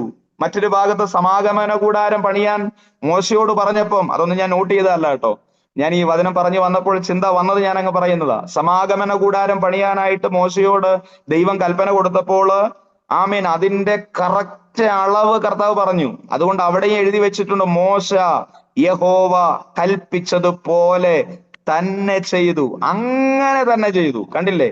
കറക്റ്റ് ആണ്. അങ്ങോട്ടും ഇല്ല ഇങ്ങോട്ടും ഇല്ല. കാരണം സമാഗമന, നേരത്തെ ഞാൻ പറഞ്ഞ പോലെ പ്രളയം വരുമ്പോൾ പെട്ടകം മറിയാതിരിക്കണമെങ്കിൽ അളവിന് വ്യത്യാസം ഉണ്ടാകരുത്. തട്ട് കൂടുകയും ചെയ്യരുത്, കുറയുകയും ചെയ്യരുത്. മനസ്സിലായില്ലേ? ഒരു കാര്യം മർമ്മം അതാ. അപ്പോൾ സമാഗമന കൂടാരത്തിൽ ദൈവം ഇറങ്ങി വരണമെങ്കിൽ സമാഗമന കൂടാരത്തിന്റെ അളവിലും വ്യത്യാസം ഉണ്ടാകരുത്. ഇതിന് നമുക്കുള്ള ദൂരം എന്താണെന്നറിയാവോ? ദൈവത്തിന്റെ കൽപ്പന വിട്ട് ഇടത്തോട്ടോ വലത്തോട്ടോ മാറാൻ ഇടയാകരുത്. സ്തോത്രം. വചനം അനുസരിക്കുമ്പോൾ പിതാവായ ദൈവം അയച്ച പുത്രൻ, ആമേൻ, സ്തോത്രം, അതേ പിതാവിന്റെ കൽപ്പന, ആമേൻ, അത് ശിരസാ ഏറ്റെടുത്ത്, ആമേൻ, ഞാനിങ്ങനെ ചിന്തിക്കുകയാണ്, യേശു കർത്താവിനെ പിതാവ് ഉയർപ്പിക്കാനുള്ള കാരണം എന്നാണെന്നറിയാവോ? യേശു കർത്താവ് പിതാവ് പറഞ്ഞ വചനം അതിന്റെ നിലയിൽ അനുസരിച്ചു എന്നുള്ളതാണ്. യേശു കർത്താവ് അതിന്റെ നിലയിൽ അക്ഷരം തെറ്റാതെ, കാലം തെറ്റാതെ, നേരം തെറ്റാതെ അതിന്റെ സമയത്ത് എന്ത് ചെയ്തു? അത് അതിന്റെ നിലയിൽ വെളിപ്പെടുത്തി എന്നുള്ളതാണ്, അനുസരിച്ചു എന്നുള്ളതാണ്. തന്റെ ഒടുവിലെ പ്രാർത്ഥന പോലും നിങ്ങളൊന്ന് ശ്രദ്ധിച്ചേ. കർത്താവേ, കഴിയുമെങ്കിൽ ഈ പാനപാത്രം എങ്കിൽ നിന്ന് നീക്കണം. എങ്കിലും എന്റെ ഇഷ്ടമല്ല അങ്ങയുടെ ഇഷ്ടം. കണ്ടില്ലേ, ലോകത്തിന്റെ പാപങ്ങളെ മുഴുവൻ ചുമന്ന് ആമേ സ്തോത്രം ആ നിലയിൽ ആമേ സ്തോത്രം ഒരു വല്ലാത്ത അവസ്ഥയിലായിരിക്കുന്ന യേശു പറയുകയാണ്, കർത്താവേ ഈ പാനപാത്രം കഴിയുമെങ്കിൽ ഒന്ന് മാറ്റിത്തരണം. അല്ല, ഞാൻ തന്നെയാണ് ഇത് കുടിക്കണമെന്ന് അങ്ങ് ആഗ്രഹിക്കുന്നെങ്കിൽ, അങ്ങയുടെ ഉദ്ദേശം അതാണെങ്കിൽ എനിക്ക് കൃപ തരണേ എന്ന് പ്രാർത്ഥിക്കുന്ന ഒരു യേശുവിനെ നമുക്ക് കാണാൻ പറ്റുന്നുണ്ട് അല്ലേ. തന്നെ ബലപ്പെടുത്തേണ്ടതിന് 2 ദൂതന്മാർ ഇറങ്ങി വന്നു എന്ന വചനം പറയുന്നത്. നമ്മുടെ ഏത് പ്രതിസന്ധികളിലും വചനം തെറ്റാതെ വചനത്തിൽ നിൽക്കാൻ, പ്രമാണത്തിൽ നിൽക്കാൻ നാം തയ്യാറാണെങ്കിൽ, മറ്റാരും നമ്മുടെ ആവശ്യങ്ങൾ കണ്ടില്ലെങ്കിലും ദൈവം തന്റെ ദൂതനെ അയച്ച് നമ്മെ വിടുവിപ്പാനിടയായിത്തീരും. സ്തോത്രം. വിശ്വസിക്കുന്നുണ്ടോ നിങ്ങൾ? വചനം അനുസരിക്കുന്നവർക്ക് വേണ്ടി ഇറങ്ങി വരുന്ന ദൈവമാ നമ്മുടെ ദൈവം. വചനം പ്രമാണിക്കുന്നവർക്ക് വേണ്ടി ഇറങ്ങി വരുന്ന ദൈവമാ നമ്മുടെ ദൈവം. സ്തോത്രം. എന്തുകൊണ്ട് ദൈവശബ്ദം കേൾക്കുന്നില്ല? എന്തുകൊണ്ട് ദൈവവചനത്തിന്റെ ആമേൻ ദൈവവചനത്തിന്റെ അനുഗ്രഹങ്ങൾ നമ്മൾ വെളിപ്പെടുന്നില്ല? എത്ര പ്രാർത്ഥിച്ചിട്ടും എന്തുകൊണ്ട് നമ്മുടെ ജീവിതത്തിൽ വിടുതൽ വെളിപ്പെടുന്നില്ല? ക്രമീകരിക്കപ്പെടേണ്ട ഭാഗങ്ങൾ, അളവ് തെറ്റിയോ നോക്കണം, മരം മാറിയോ നോക്കണം, അളവ് മാറിയോ നോക്കണം, തട്ടുകൾ കൂടിയോ എന്ന് നോക്കണം. നോഹയോടുള്ള ബന്ധത്തിൽ ഞാൻ പറഞ്ഞതാ, നമ്മുടെ ജീവിതത്തിൽ കർത്താവ് പറഞ്ഞത് അതുപോലെ അനുസരിക്കാനുള്ള ആഗ്രഹം നമുക്കുണ്ടെങ്കിൽ ആ തലത്തിലേക്ക് ദൈവം നമ്മെ കൊണ്ടുവരും എന്നുള്ളതിൽ യാതൊരു സംശയവുമില്ല. അപ്പൊ ഒരു കാര്യം മനസ്സിലാക്കണം, ആമേൻ. പിതാവായ ദൈവം കൃപാസനത്തിൽ ഇറങ്ങണമെങ്കിൽ, സമാഗമന കൂടാരത്തിൽ അതിപരിശുദ്ധ സ്ഥലത്ത് ഇറങ്ങണമെങ്കിൽ സമാഗമന കൂടാരത്തിന്റെ അളവുകൾ കറക്റ്റ് ആയിരിക്കണം. കർത്താവ് പറഞ്ഞതുപോലെ തന്നെ ചെയ്യണം. അതിന്റെ തൂണുകൾ ഖദിരമരം കൊണ്ട് തന്നെ ആയിരിക്കണം. ആമേൻ. അതിന്റെ മുള്ളുകൾ ചെത്തിക്കളഞ്ഞ് അതിന്റെ അവസ്ഥകൾക്ക് വ്യത്യാസം വരുത്തി അതിനെ വെള്ളശീല ചുറ്റി വേണം അതിനെ നിർമ്മിക്കുവാൻ. കണ്ടില്ലേ എത്ര ഭംഗിയായിട്ടാണ് സ്വർഗത്തിലെ ദൈവം മോശയോട് കൽപ്പന കൈമാറുന്നത് അല്ലേ, ആലോചന കൈമാറുന്നത്. ഞാൻ ഇറങ്ങി വസിക്കേണ്ടതിന് ഒരു കൂടാരം ഉണ്ടാക്കണം, അളവ് കറക്റ്റ് ആയിരിക്കണം, അങ്ങനെ തന്നെ ചെയ്യണം. കണ്ടില്ലേ വചനത്തിന്റെ പ്രവൃത്തി. ആമേ. ലൂക്കോസിന്റെ സുവിശേഷം 5-ാം അധ്യായം നമ്മൾ വായിക്കുമ്പോൾ, നിന്റെ വാക്കിനാൽ ഞാൻ എന്ത് ചെയ്യാം? സ്തോത്രം. രാത്രി മുഴുവൻ അധ്വാനിച്ചു, നിന്റെ വാക്കിനാൽ ഞാൻ വലയിറക്കാം. 9:7 യോഹന്നാൻ 9:7 അവിടെ വചനം അതിന്റെ നിലയിൽ നിവർത്തിച്ച ഒരു കുരുടനെ നമുക്ക് കാണാൻ പറ്റുന്നുണ്ട് അല്ലേ. പിറവിയിലെ കുരുടൻ. ഇവൻ കുരുടനായി ജനിക്കത്തക്കവണ്ണം ആർ പാപം ചെയ്തു? യേശു കർത്താവ് പറഞ്ഞു, ആരും പാപം ചെയ്തിട്ടല്ല ഇവൻ കുരുടനായി ജനിച്ചത്, മറിച്ച് ദൈവത്തിന്റെ പ്രവൃത്തി ഇവനിൽ വെളിപ്പെടാനുണ്ട് എന്ന് പറഞ്ഞ് ഒടുവിൽ യേശു അവനോട് പറയുന്നൊരു കാര്യമുണ്ട്. അവിടെ ചെയ്യുന്നൊരു കാര്യമുണ്ട്. യേശു തുപ്പി ചേറുണ്ടാക്കി അവന്റെ കണ്ണിൽ വെച്ച് അവനോട് ഇങ്ങനെ പറഞ്ഞു, നീ ശീലോഹാം കുളത്തിൽ ചെന്ന് എന്ത് ചെയ്യണം? കഴുകണം. കണ്ടില്ലേ, ചേറുണ്ടാക്കി കണ്ണിൽ വെച്ചത് കൊണ്ട് നീ സൗഖ്യമാകല. അടുത്തൊരു വചനം ശ്രദ്ധിക്കുക. യേശുവാണ് പറയുന്നത്, നീ ശീലോഹാം കുളത്തിൽ ചെന്ന് കഴുകുക. അത് വചനമാണ്, അത് ദൈവത്തിന്റെ വചനമാണ്. അത് അനുസരിപ്പാൻ ആ മനുഷ്യൻ തയ്യാറായപ്പോൾ വചനം എങ്ങനെയാ പറയുന്നത്? അവൻ കണ്ണ് കാണുന്നവനായി മടങ്ങി വന്നു. എങ്ങനാ? ദൈവവചനം അനുസരിച്ചപ്പോൾ, ദൈവവചനം ആമേൻ നിവൃത്തി പദത്തിലേക്ക് കൊണ്ടുവന്നപ്പോൾ അവൻ എങ്ങനെ മടങ്ങി വന്നേ? അവൻ കാഴ്ചയുള്ളവനായി മടങ്ങി വന്നു. 2 രാജാക്കന്മാർ 5:14 ഇങ്ങനെ പറയുന്നേ, നയമാനെ സംബന്ധിച്ച് ആമേൻ സ്തോത്രം. അവിടെ ഇങ്ങനെ പറയുന്നത്, കുഷ്ഠരോഗിയായ നയമാൻ പ്രവാചകന്റെ അടുക്കൽ വരികയാ. താൻ വിചാരിച്ച പോലെയല്ല കാര്യങ്ങൾ സംഭവിച്ചത്. താൻ കരുതിയത്, ഞാൻ പ്രവാചകന്റെ അടുക്കൽ പോകുന്നു, അവിടെ ചെല്ലാൻ നേരത്ത് എന്റെ തലയിൽ കൈവച്ച് പ്രാർത്ഥിച്ച് എന്ത് ചെയ്യും? എന്നെ സൗഖ്യമാക്കും. അവിടെ ചെന്നപ്പോൾ നേരെ വിഭിന്നമായ ഒരു വചനമാണ് കേട്ടത്. നീ യോർദാങ്കൽ ചെന്ന് എന്ത് ചെയ്യണം? 7 പ്രാവശ്യം എന്ത് ചെയ്യണം? സ്തോത്രം, ഹല്ലേലൂയ. നീ യോർദാങ്കൽ ചെന്ന് മുങ്ങണം. വചനം എങ്ങനെയാ പറയുന്നത്? അവൻ ക്രുദ്ധിച്ച് പുറപ്പെട്ടു പോയി എന്ന് പറഞ്ഞാൽ അവന്റെ കൂടെയുള്ളവര് പറഞ്ഞു, ഇത്രയല്ലേ യജമാനനെ പ്രവാചകൻ പറഞ്ഞുള്ളൂ, ഇതിലധികം വല്ലതും പറഞ്ഞിരുന്നെങ്കിൽ അതും നീ ചെയ്യേണ്ടി വരില്ലേ? അതുകൊണ്ട് ഇപ്പോൾ യോർദാനിൽ ചെന്ന് മുങ്ങുക എന്നുള്ളതേ രക്ഷയുള്ളൂ. അവന് അസ്വസ്ഥതയായി. പക്ഷേ അവൻ ഭവനത്തിലേക്ക് തിരിച്ചു പോയിരുന്നെങ്കിൽ, അരാം രാജ്യത്തിലേക്ക് പോയിരുന്നെങ്കിൽ അവൻ സൗഖ്യമാകയില്ലായിരുന്നു. അവൻ ക്രുദ്ധിച്ചാണ് അവിടുന്ന് പുറപ്പെട്ടതെങ്കിലും യോർദാങ്കൽ വചനം അനുസരിച്ചപ്പോൾ അവന്റെ ജീവിതത്തിൽ അത് വിടുതലായി മാറാനിടയായി തീർന്നു. ഞാൻ ഇങ്ങനെ പറയാം, നമ്മുടെ ജീവിതത്തിൽ എത്രത്തോളം നാം വചനം അനുസരിക്കുന്നുവോ അത്രത്തോളം നമ്മുടെ ജീവിതത്തിൽ മാറ്റങ്ങൾ ഉണ്ടാകും. ദൈവവചനത്തിന് വേണ്ടി നമ്മൾ നിൽക്കണം പ്രിയരെ. ഇന്ന് ആരെല്ലാം എന്തെല്ലാം പറഞ്ഞാലും വചനത്തിന് വേണ്ടി നാം നിലകൊള്ളണം. വചനം വിട്ട് ഇടത്തോട്ടോ വലത്തോട്ടോ നാം മാറരുത്. ദൈവത്തിന്റെ വചനം നമ്മുടെ കാലിന് ദീപമായും പാതയ്ക്ക് പ്രകാശവുമായി മാറണം. ഏതൊരു കാലഘട്ടത്തിലും ദൈവവചനത്തിന് മാത്രമേ നമ്മെ മുൻപിൽ കൊണ്ടുവരാൻ കഴിയൂ. ഈ പ്രമാണത്തെ നാം ഉയർത്തിയാൽ അത് നമ്മെ ഉയർത്തുമെന്ന വചനം പറയുന്നത്. ഈ പ്രമാണത്തെ നമ്മൾ ആലിംഗനം ചെയ്താൽ അത് നമ്മെയും ആലിംഗനം ചെയ്യും. ഈ പ്രമാണത്തിന് വേണ്ടി നിന്നവരെ ഒരു കാലത്തും ദൈവം തള്ളിക്കളഞ്ഞിട്ടില്ല. പഴയ നിയമകാലങ്ങളിലാകട്ടെ വചനത്തിന് വേണ്ടി നിൽപ്പാൻ, നിങ്ങൾ ചിന്തിച്ചേ, ബാലിന്റെ മുട്ടുമടക്കാത്ത 7000 പേര്, ബാലിന് മുട്ടുമടക്കാത്ത 7000 പേരെ ദൈവം ശേഷിപ്പിച്ചിട്ടുണ്ട്. പക്ഷേ കണ്ടില്ലേ, ആ അന്ധകാര ശക്തിയുടെ മുട്ടുമടക്കാൻ കഴിയുന്ന ഒരുവനേ ഉള്ളൂ. അവന്റെ പേരാ ഏലിയാവ്. അവൻ എന്താ? ദൈവവചനം അതിന്റെ നിലയിൽ ചെയ്തു എന്നുള്ളതാണ്. അല്ലേ? സ്തോത്രം. ഏലിയാവിന്റെ പ്രവൃത്തി നോക്കൂ. ഞാൻ ക്ലാസ് ആണ് എടുക്കുന്നത് എനിക്കറിയാമെങ്കിലും പരിശുദ്ധാത്മാവ് നിയന്ത്രിക്കുന്നത് പോലെ ഞാൻ അങ്ങ് പോവുക. സ്തോത്രം. എന്തുകൊണ്ടാണ് ഏലിയാവ് ആ കാലഘട്ടത്തിൽ നിന്ന് വിളിച്ചു പറയുകയാണ്? എന്താ പറയുന്നതെന്നറിയാവോ? ഞാൻ പറഞ്ഞല്ലാതെ ഈ ആണ്ടിൽ മഞ്ഞുമഴ ഉണ്ടാകത്തില്ല. എന്താ താൻ ഒരു രാജാവിന്റെ മുമ്പിൽ ചങ്കു വിരിച്ച് നിന്ന് പറയുകയാണ്, ഞാൻ പറയണം ഇനി ദേശത്ത് മഴ പെയ്യണമെങ്കിൽ. ഒരാൾക്കും പറയാൻ പറ്റാത്ത നിലയിൽ പറയാൻ തന്നെ പ്രാപ്തമാക്കിയത് എന്തെന്നറിയാമോ? ദൈവത്തിന്റെ വചനമായിരുന്നു. പ്രാർത്ഥനാ മുറിയിൽ വെളിപ്പെട്ട ദൈവശബ്ദമായിരുന്നു. ദൈവശബ്ദമാണ് ദൈവത്തിന്റെ വചനം. നാം കേൾക്കുന്ന ദൈവശബ്ദമാകട്ടെ, നാം വചനം ധ്യാനിക്കുമ്പോൾ കേൾക്കുന്ന ദൈവശബ്ദമാകട്ടെ, ഈ ദൈവശബ്ദമാണ് ദൈവത്തിന്റെ വചനം എന്ന് പറയുന്നത്.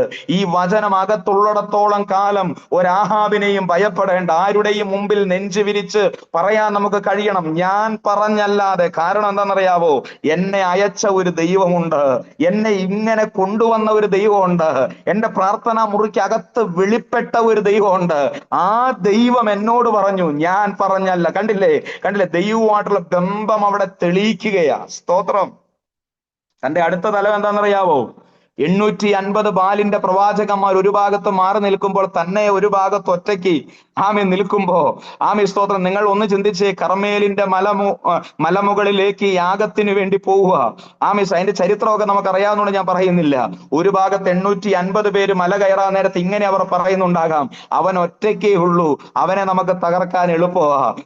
സ്തോത്രം. എന്നാൽ മറുഭാഗത്ത് സ്തോത്രം അവരോട് ചേർന്ന് മല കയറുന്ന ഏലിയാവ്, ഞാൻ ചിന്തിക്കുന്നത്, താൻ തന്റെ ദൈവത്തിൽ ആശ്രയിച്ചുകൊണ്ട്, കർത്താവേ 850 പേരാ ഇപ്പുറത്ത് മല കയറുന്നത്, ചേർന്ന് ഞാൻ ദൈവത്തിന്റെ പ്രവാചകനായി ഒറ്റയ്ക്ക് ഞാൻ കയറി, എനിക്ക് എങ്ങനെ എന്ത് ചെയ്യണോന്നറിയില്ല. പക്ഷെ ഞാൻ ഇങ്ങനെ ചിന്തിക്കുകയാണ്, തന്റെ അങ്ങനെയുള്ള സാഹചര്യത്തിൽ പോലും തന്റെ അകത്ത് ദൈവ ശബ്ദം നൽകി തന്നെ നിലനിർത്തിയ ഒരു ദൈവമുണ്ട്. വചനത്തിന് വേണ്ടി മാത്രം നിലനിൽക്കുന്നത് കൊണ്ട് കിട്ടുന്ന ഒരു പ്രാഗൽഭ്യം ഉണ്ടല്ലോ. ആളുകളുടെ പെരുപ്പം കണ്ട് ഭയപ്പെട്ടു പോകാൻ ദൈവം അനുവദിക്കില്ല. പ്രതിസന്ധിയുടെ വലുപ്പം കണ്ട് സ്തോത്രം, ശത്രുവിന്റെ പൊക്കവും ഉയരവും അവന്റെ കയ്യിലിരിക്കുന്ന വാളും വേലും കണ്ട് നിങ്ങൾ പുറകോട്ട് മാറരുത്. കാരണം ദൈവ വചനത്തെ നിങ്ങൾ വഹിക്കുന്നെങ്കിൽ സ്തോത്രം, താഴ്വരയിലെ ജനത്തോട് മലമുകളിൽ നിന്ന് വെല്ലുവിളി ശത്രു എത്ര വലിയവനായാലും അവനെ തകർക്കാൻ നിന്റെ സ്തോത്രം കയ്യിലുള്ള ഒരു ചെറിയ കല്ല് മതി എന്നുള്ള തിരിച്ചറിവ് ഇന്ന് രാത്രികാലം എത്ര പേർക്ക് ദൂതായി ഏറ്റെടുക്കാൻ പറ്റുന്നുണ്ട്?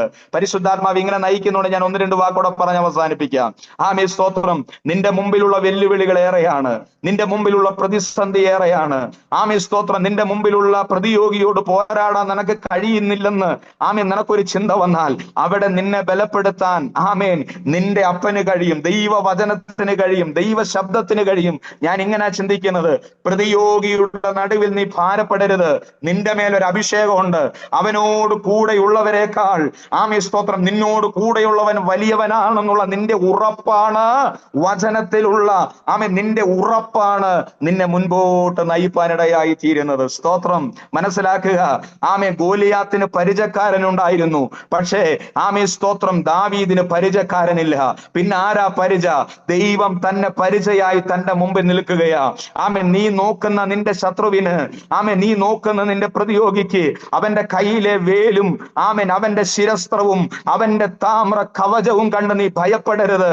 അവനു മുമ്പിൽ പരിചക്കാരനുണ്ടാകാം, പക്ഷേ അവരോട് കൂടെ ഇല്ലാത്ത ഒരുവൻ, സർവശക്തനായവൻ, ആമേൻ ഉലകത്തെ സൃഷ്ടിച്ചവൻ, പ്രപഞ്ചത്തെ നിർമ്മിച്ചവൻ, ആമേൻ ക്ഷീരപദത്തിൽ നക്ഷത്രങ്ങളെ തമ്മിൽ കൂട്ടിമുട്ടാതെ ആമേൻ അതിന്റെ നിലയിൽ അതിനെ ചലിപ്പിക്കുന്നവൻ, ആമേൻ ആ ദൈവം നമ്മോട് കൂടെയുണ്ട്. എവിടെയും നാം പരാജയപ്പെട്ടു പോകാൻ അനുവദിക്കില്ല. പക്ഷെ ഒരു സാക്ഷ്യം നിനക്കുണ്ടാകണം. എന്താ സാക്ഷ്യം? ആമേൻ സ്തോത്രം. എന്റെ മുമ്പിൽ നിൽക്കുന്ന ഈ വലിയ പ്രതിസന്ധി, ഇന്നലകളിൽ എന്റെ ജീവിതത്തിൽ വന്ന പ്രതിസന്ധികളിൽ നിന്ന് വിടിവിച്ച ഒരുവൻ എന്നെ ഇതിൽ നിന്ന് വിടുവിക്കുമെന്നുള്ള സാക്ഷ്യം. എന്താ സാക്ഷ്യം? ആമേൻ ശൗല് പറയുകയാ, നീ ബാലകനാ, നിനക്ക് യുദ്ധം ചെയ്യാൻ അറിഞ്ഞുകൂടാ, നീ യോദ്ധാവല്ല. അവൻ യോദ്ധാവാ, പക്ഷെ നിനക്ക് പറ്റില്ലെന്ന് പറഞ്ഞപ്പം ആമേൻ ദാവീദ് പറഞ്ഞൊരു കാര്യമുണ്ട് പ്രിയരെ. അതിങ്ങനെയാ പറഞ്ഞത്. ആമേൻ സ്തോത്രം. ഞാൻ കാട്ടിലൂടെ ആടിനെയുമായി പോകുമ്പോൾ ആദ്യം ഒരു സിംഹവും പിന്നെ ഒരു കരടിയും വന്നു, അതേ ഞാൻ കീറിക്കളഞ്ഞ ഒരു ചിത്രം ആമേൻ പറഞ്ഞ് ധൈര്യപ്പെടുത്തുകയാ. കാരണം എന്റെ ദൈവം എന്റെ കൂടെയുണ്ട്. വചനത്തെ നീ വഹിക്കുന്നവനായാൽ ഏത് രാജാവിന്റെ മുമ്പിലും നിന്നെ നിലനിർത്തുന്ന ഒരു ദൈവം ഉണ്ടെന്ന് പറഞ്ഞാൽ എത്ര പേർക്ക് ആമേൻ പറഞ്ഞ് ഏറ്റെടുക്കുവാനായി കഴിയും? അതുകൊണ്ട് പ്രതിസന്ധിയെ കണ്ട് നീ ഭയപ്പെടരുത്. നിന്റെ അകത്ത് വെളിപ്പെട്ട വചനം എന്നുള്ളത് ആമേൻ സകലത്തെയും അതിന്റെ നിലയിൽ ചലിപ്പിക്കാൻ കഴിയുന്ന വചനമാണ്. സ്തോത്രം. ആമേൻ. ദൈവവചനം നമ്മുടെ അകത്തുണ്ടെങ്കിൽ 850 ബാലിന്റെ പ്രവാചകന്മാര് നമുക്ക് പ്രശ്നമല്ല. അല്ലെങ്കിൽ ഒരൊറ്റ ബാലിന്റെ പ്രവാചകനെ കണ്ടാൽ നമ്മുടെ മുട്ടിടിക്കും.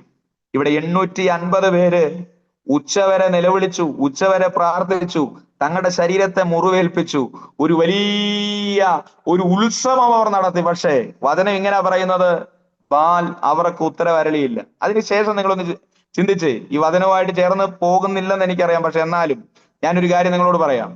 ഏലിയാവ് പറഞ്ഞൊരു കാര്യമുണ്ട്. ജനത്തെ എന്റെ അടുക്കൽ കൊണ്ടുവരിക. കണ്ടില്ലേ, ജനമെല്ലാം തളർന്ന് ക്ഷീണിച്ചവരാ നിൽക്കുക. അവസാനം ചെയ്തൊരു കാര്യം, ഏലിയാവ് ഇടിഞ്ഞു കിടക്കുന്ന യാഗപീഠങ്ങളുടെ കല്ലുകളെയൊക്കെ ചേർത്ത് വെച്ച് യാഗപീഠം പണിതപ്പം ഒന്നാമത്തെ പാഠം അവരെ പഠിപ്പിച്ചു. എന്താ പാഠം പഠിപ്പിച്ചത്? ബാലിന്റെ പ്രവാചകന്മാരോട് പറയുകയാണ്, സത്യദൈവത്തിന് യാഗാർപ്പണം നടത്തുമ്പോൾ ഇടിഞ്ഞു കിടക്കുന്ന യാഗപീഠത്തിന്റെ കല്ലുകളെ എന്ത് ചെയ്യണം? അത് നമ്മൾ 25-ാം വാക്യം വരുമ്പോൾ നമ്മൾ അതിനെക്കുറിച്ച് കൂടുതലായിട്ട് പഠിക്കും. ഞാൻ ഇങ്ങനെ പറഞ്ഞ് അവസാനിപ്പിക്കാം. ഒരൊറ്റ പ്രാർത്ഥന, 15 സെക്കൻഡുള്ള പ്രാർത്ഥനയാ. ആ പ്രാർത്ഥന എങ്ങനെയാ? ഇസ്രായേലിൽ നീ ദൈവമെന്നും ഞാൻ നിന്റെ ദാസനെന്നും നീ പറഞ്ഞിട്ടാണ് ഇത് ചെയ്തതെന്നും ഈ ജനം അറിയേണ്ടതിന് ഉത്തരവരളണമേ. ബാലിന്റെ പ്രവാചകന്മാര് രാവിലെ തൊട്ട് ഉച്ചവരെ തങ്ങളെ തന്നെ മുറിവേൽപ്പിച്ചിട്ടും ഇറങ്ങാത്ത തീ 15 സെക്കൻഡ് പ്രാർത്ഥനയിൽ ഇറങ്ങിയെങ്കിൽ ഏലിയാവിന്റെ അകത്തളത്തിൽ ഉണ്ടായിരുന്ന വചനത്തിന്റെ ശക്തിയാണെന്ന് എത്ര പേർക്ക് മനസ്സിലാകുന്നുണ്ട്? സ്തോത്രം. വചനം നമ്മൾ എന്ത് ചെയ്യുക? വചനം അനുസരിക്കാൻ തയ്യാറാകുക. വചനം അനുസരിക്കുമ്പോൾ ബാക്കി കാര്യങ്ങളൊക്കെ ദൈവം. പ്രതിസന്ധി എത്ര വേണേലും വരട്ടെ, പ്രതികൂലങ്ങൾ എത്ര വേണേലും വരട്ടെ, പക്ഷേ ദൈവവചനം നമ്മൾ അനുസരിക്കാനായിട്ട് തയ്യാറാകുമ്പോൾ ആമേൻ അടുത്ത തലത്തിലേക്ക് നമ്മൾ എത്തപ്പെടുകയാണ്. സ്തോത്രം. ആമേൻ. ഞാൻ ഈ ഭാഗം ഒരു 10 മിനിറ്റിനുള്ള അവസാനിപ്പിക്കാം. കാരണം അടുത്തൊരു ഭാഗം എടുത്തിട്ടുണ്ടെങ്കിൽ അതൊരു ഒരൊറ്റ ക്ലാസ്സിൽ തീർക്കേണ്ട ഒരു കാര്യമായതുകൊണ്ട് ഞാൻ അതിലേക്ക് പ്രവേശിപ്പാനായിട്ട് ആഗ്രഹിക്കുന്നില്ല. ഞാനിത് ഈ വചനത്തിൽ നിന്നുകൊണ്ട് തന്നെ 1-2 കാര്യങ്ങൾ പറഞ്ഞ് ഞാൻ എന്ത് ചെയ്യാം? അവസാനിപ്പിക്കാം. സ്തോത്രം. പ്രമാണത്തിൽ നാം നിൽക്കണം. നമുക്കൊരു പ്രമാണമുണ്ട്. ആമേ സ്തോത്രം. യേശു കർത്താവ് ആമേ തന്റെ ഐഹിക ജീവിതകാലത്ത് പിതാവിന്റെ ഇഷ്ടം നിവർത്തിച്ചതുപോലെ പഴയ നിയമ കാലഘട്ടത്തിൽ പ്രവാചകന്മാരുടെ ആമേ സ്തോത്രം വാക്കുകൾ അതേപടി നിവൃത്തിയാക്കുവാൻ യേശു കർത്താവ് സമർപ്പിക്കപ്പെട്ടതുപോലെ ഈ കാലഘട്ടത്തിൽ ആമേ കർത്താവ് നമ്മോട് പറഞ്ഞ എന്താണെന്നറിയാവോ? പിതാവ് എന്നെ അയച്ചതുപോലെ ഞാൻ നിങ്ങളെ അയക്കുന്നു. പിതാവ് എന്നെ അയച്ചതുപോലെ ഞാൻ നിങ്ങളെ അയക്കുകയാണ്. അപ്പോൾ പുത്രനായ ക്രിസ്തുവിനെ പിതാവ് അയച്ച അധികാരത്തോടെ ദൈവം നമ്മെ അയച്ചിരിക്കുകയാണ്. അപ്പോൾ ആ കാലഘട്ടത്തിൽ ചെയ്ത അതേ അത്ഭുതങ്ങളും അതേ അടയാളങ്ങളും അതേ വീര്യപ്രവൃത്തികളും ഈ കാലഘട്ടത്തിൽ നടക്കേണ്ടതായിട്ടുണ്ട്. അങ്ങനെ നടക്കണമെങ്കിൽ ഈ വചനം നാം നിവർത്തിപ്പാനിടയായി തീരണം. ഈ വചനത്തിലേക്ക് നമ്മൾ മടങ്ങി വരാൻ തയ്യാറാകണം. ഈ വചനം നമ്മെ നയിപ്പാനിടയായി തീരണം. കാരണം എന്തെന്നറിയാമോ? ഈ കാലഘട്ടത്തിൽ വചനം നമ്മുടെ അകത്തുണ്ടെങ്കിൽ ഒരു ശക്തിക്കും നമ്മെ കീഴ്പ്പെടുത്താൻ പറ്റില്ല. വചനം നമ്മുടെ അകത്തുണ്ടെങ്കിൽ, അതുകൊണ്ടാ പറഞ്ഞേ ഈ വചനം നമ്മൾ ധ്യാനിക്കണം. ഈ വചനം വചനം നമ്മൾ എന്ത് ചെയ്യണം? ധ്യാനിക്കണം. ഇസ്രായേൽ മക്കളോട് പറയുന്നൊരു കാര്യമുണ്ട്, ഇത് നീ കിടക്കുമ്പോഴും നടക്കുമ്പോഴും ഇരിക്കുമ്പോഴും ഏത് സാഹചര്യത്തിലും ഇത് നീ ഉരുവിട്ടുകൊണ്ടിരിക്കണം. സ്തോത്രം. വചനത്തിന്റെ പ്രാധാന്യം പഴയ നിയമത്തിൽ വെളിപ്പെട്ടതുപോലെ പുതിയ നിയമത്തിനകത്തും വചനത്തിന് വലിയ പ്രാധാന്യമുണ്ട്. നമ്മുടെ ജീവിതത്തിൽ ഈ വചനമാണ് നമ്മെ മുമ്പോട്ട് നയിക്കേണ്ടത്. സ്തോത്രം. പ്രതിസന്ധി ഘട്ടങ്ങളിൽ ഈ ദൈവവചനം നമ്മെ മുമ്പോട്ട് നയിക്കണം. യെശയ്യാപ്രവചനത്തിൽ ഇങ്ങനെ ഒരു വാക്യമുണ്ട്, എന്റെ വായിൽ നിന്ന് പുറപ്പെടുന്ന എന്റെ വചനം അത് വെറുതെ എന്ത് ചെയ്യല? മടങ്ങി വരില്ല. അത് ഞാൻ അയച്ച കാര്യം സാധിപ്പിച്ച് മടങ്ങി വരും. അപ്പൊ ഞാൻ എന്തിനു വേണ്ടിയാണോ ആ വചനം അയച്ചത് അത് സാധിപ്പിച്ച് മറുപടിയുമായി മടങ്ങി വരും. കണ്ടില്ലേ? ആമീൻ, സ്തോത്രം. നമ്മുടെ അതരത്തിൽ നിന്ന് പുറപ്പെടുന്ന വചനത്തിന് ശക്തിയുണ്ട്, അല്ലെ? യേശു കർത്താവ് തന്റെ ഐഹിക ജീവിതകാലത്ത് ദുരാത്മാക്കളെ വാക്കുകൊണ്ടാ ശാസിച്ചത്, അല്ലെ? വാക്കുകൊണ്ട് ദുരാത്മാക്കളെ ശാസിച്ചു, രോഗികളെ സൗഖ്യമാക്കി. ആമീൻ, സ്തോത്രം. കണ്ടില്ലേ? ആ വാക്കുകളൊക്കെ ദൈവവചനമായിരുന്നു. ദൈവവചനത്തിന് ആമീൻ, സ്തോത്രം, മുൻപിൽ അവർക്ക് നിലനിൽക്കാൻ കഴിഞ്ഞില്ല. അതുകൊണ്ട് പരീശന്മാരും ഒക്കെ പറഞ്ഞു, ആമീൻ, സ്തോത്രം, യേശു കർത്താവ് അധികാരമുള്ളവനായിട്ടത്രേ സംസാരിക്കുന്നത്. അവൻ ശാസ്ത്രിമാരെ പോലെയല്ല, അവൻ അധികാരമുള്ളവനായിട്ടത്രേ സംസാരിക്കുന്നത്. കണ്ടില്ലേ? ആമീൻ. ദൈവവചനമാണ് നമ്മെ മറ്റുള്ളവരിൽ നിന്നും വേർതിരിച്ചു നിർത്തുന്നത്. ഈ ദൈവവചനത്തെയാണ് നാം പിന്തുടരേണ്ടത്.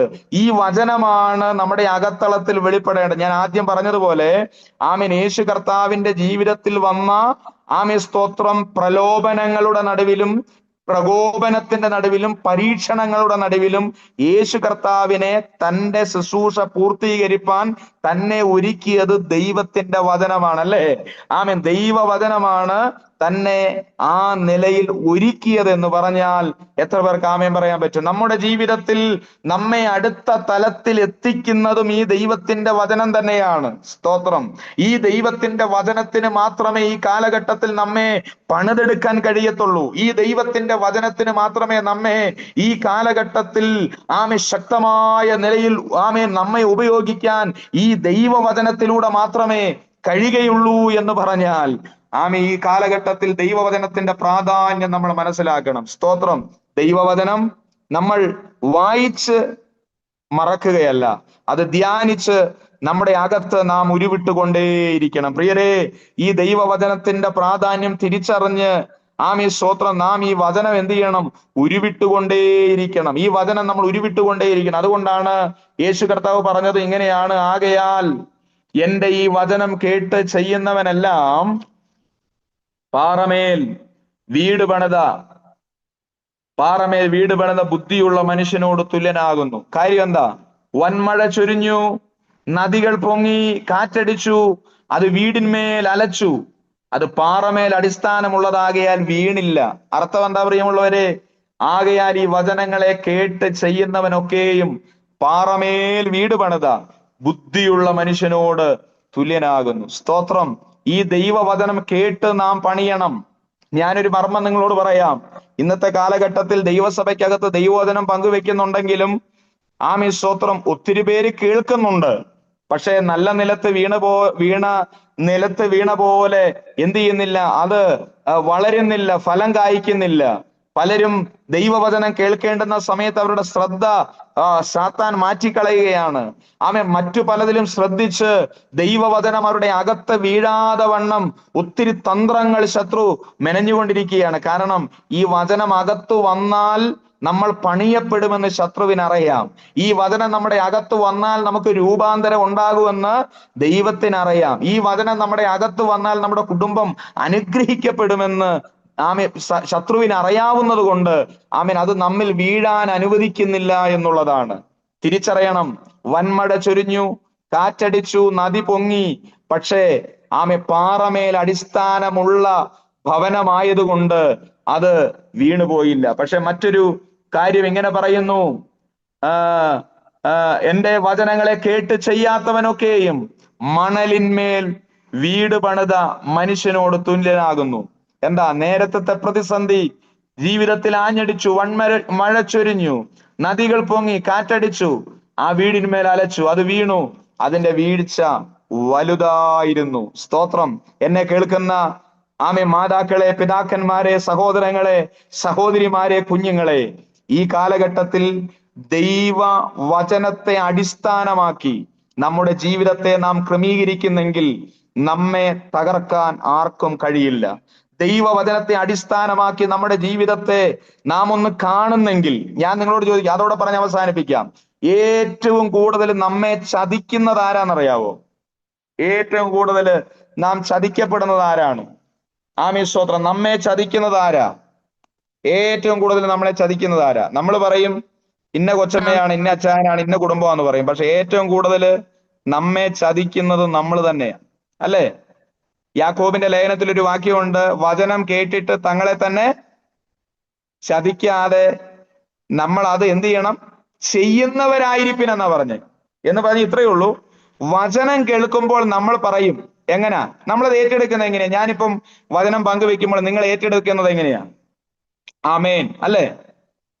ഞാനൊരു വചനം പറയാൻ നേരത്ത്, അല്ലെങ്കിൽ ഞാനല്ല ആരും ആകട്ടെ, ദൈവവചനം പങ്കുവെക്കാൻ നേരത്ത് നമ്മൾ പറയുന്ന ഒരു കാര്യമുണ്ട്, ആമേൻ പറഞ്ഞ് അതങ്ങ് ഏറ്റെടുക്കുക. ആമേൻ എന്ന് പറഞ്ഞാൽ അങ്ങനെ തന്നെ, അല്ലെ?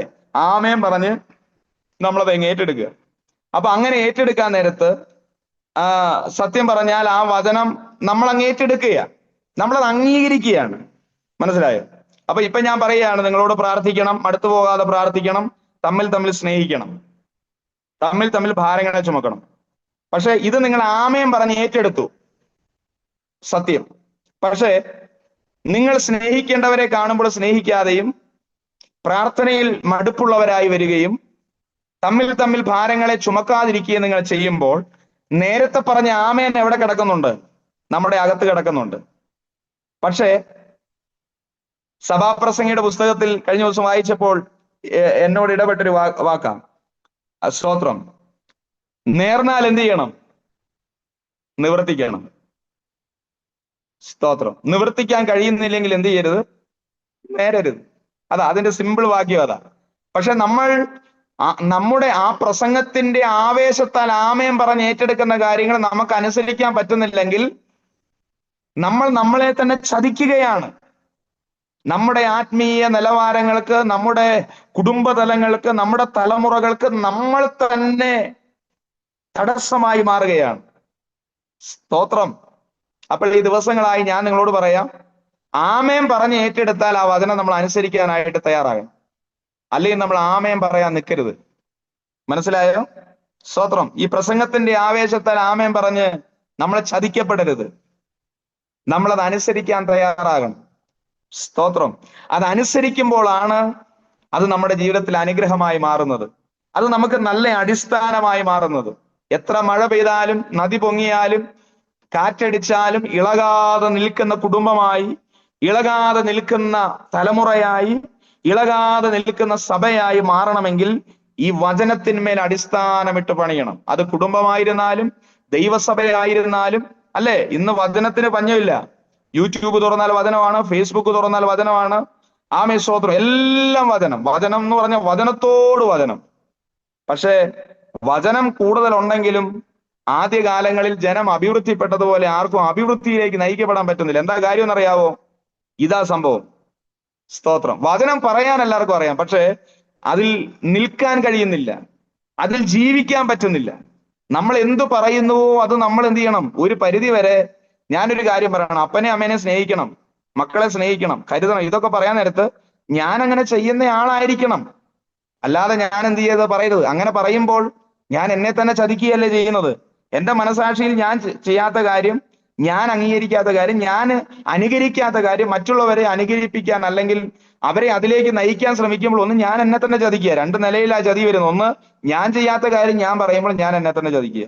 രണ്ട്, ദൈവത്തിന്റെ വചനം പറഞ്ഞ് ആമേൻ പറഞ്ഞ് ഏറ്റെടുത്തിട്ട് അത് അനുസരിക്കാതെ വരുമ്പോൾ ഞാൻ എന്നെ തന്നെ ചതിക്കുക. പക്ഷെ സത്യം പറഞ്ഞാൽ നമ്മളെ മറ്റാരുമല്ല ചതിച്ചിരിക്കുന്നത്.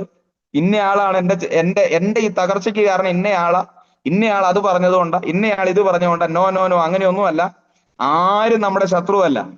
സ്തോത്രം. ആരും നമ്മുടെ ശത്രുവല്ല. മറിച്ച് നമ്മൾ തന്നെയാണ് പലപ്പോഴും നമ്മെ ചതിക്കുന്നത്. നമ്മൾ തന്നെയാണ് നമ്മുടെ ശത്രു. അത് തിരിച്ചറിയാനുള്ള കണ്ണ്, തിരിച്ചറിയാനുള്ള കാത്, തിരിച്ചറിയാനുള്ള മനസ്സ് നമുക്കുണ്ടെങ്കിൽ നമുക്ക് മടങ്ങി വരാനുള്ള അവസരമുണ്ട്. സ്തോത്രം. ഞാൻ ഇങ്ങനെ പറഞ്ഞ് അവസാനിപ്പിക്കാം. ദൈവവചനത്തിന് ഈ കാലഘട്ടത്തിൽ കൊടുക്കേണ്ടുന്ന പ്രാധാന്യം അതിന്റെ നിലയിൽ നാം കൊടുക്കണം. അത് ശുശ്രൂഷകന്മാരായിരുന്നാലും പിതാക്കന്മാരായിരുന്നാലും മാതാക്കളായിരുന്നാലും കുഞ്ഞുങ്ങളായിരുന്നാലും വചനത്തിന് പ്രാധാന്യം കൊടുക്കുന്ന സഭ ആത്മാവിന്റെ സ്തോത്രം അനുഭവമുള്ള സഭയായിരിക്കും.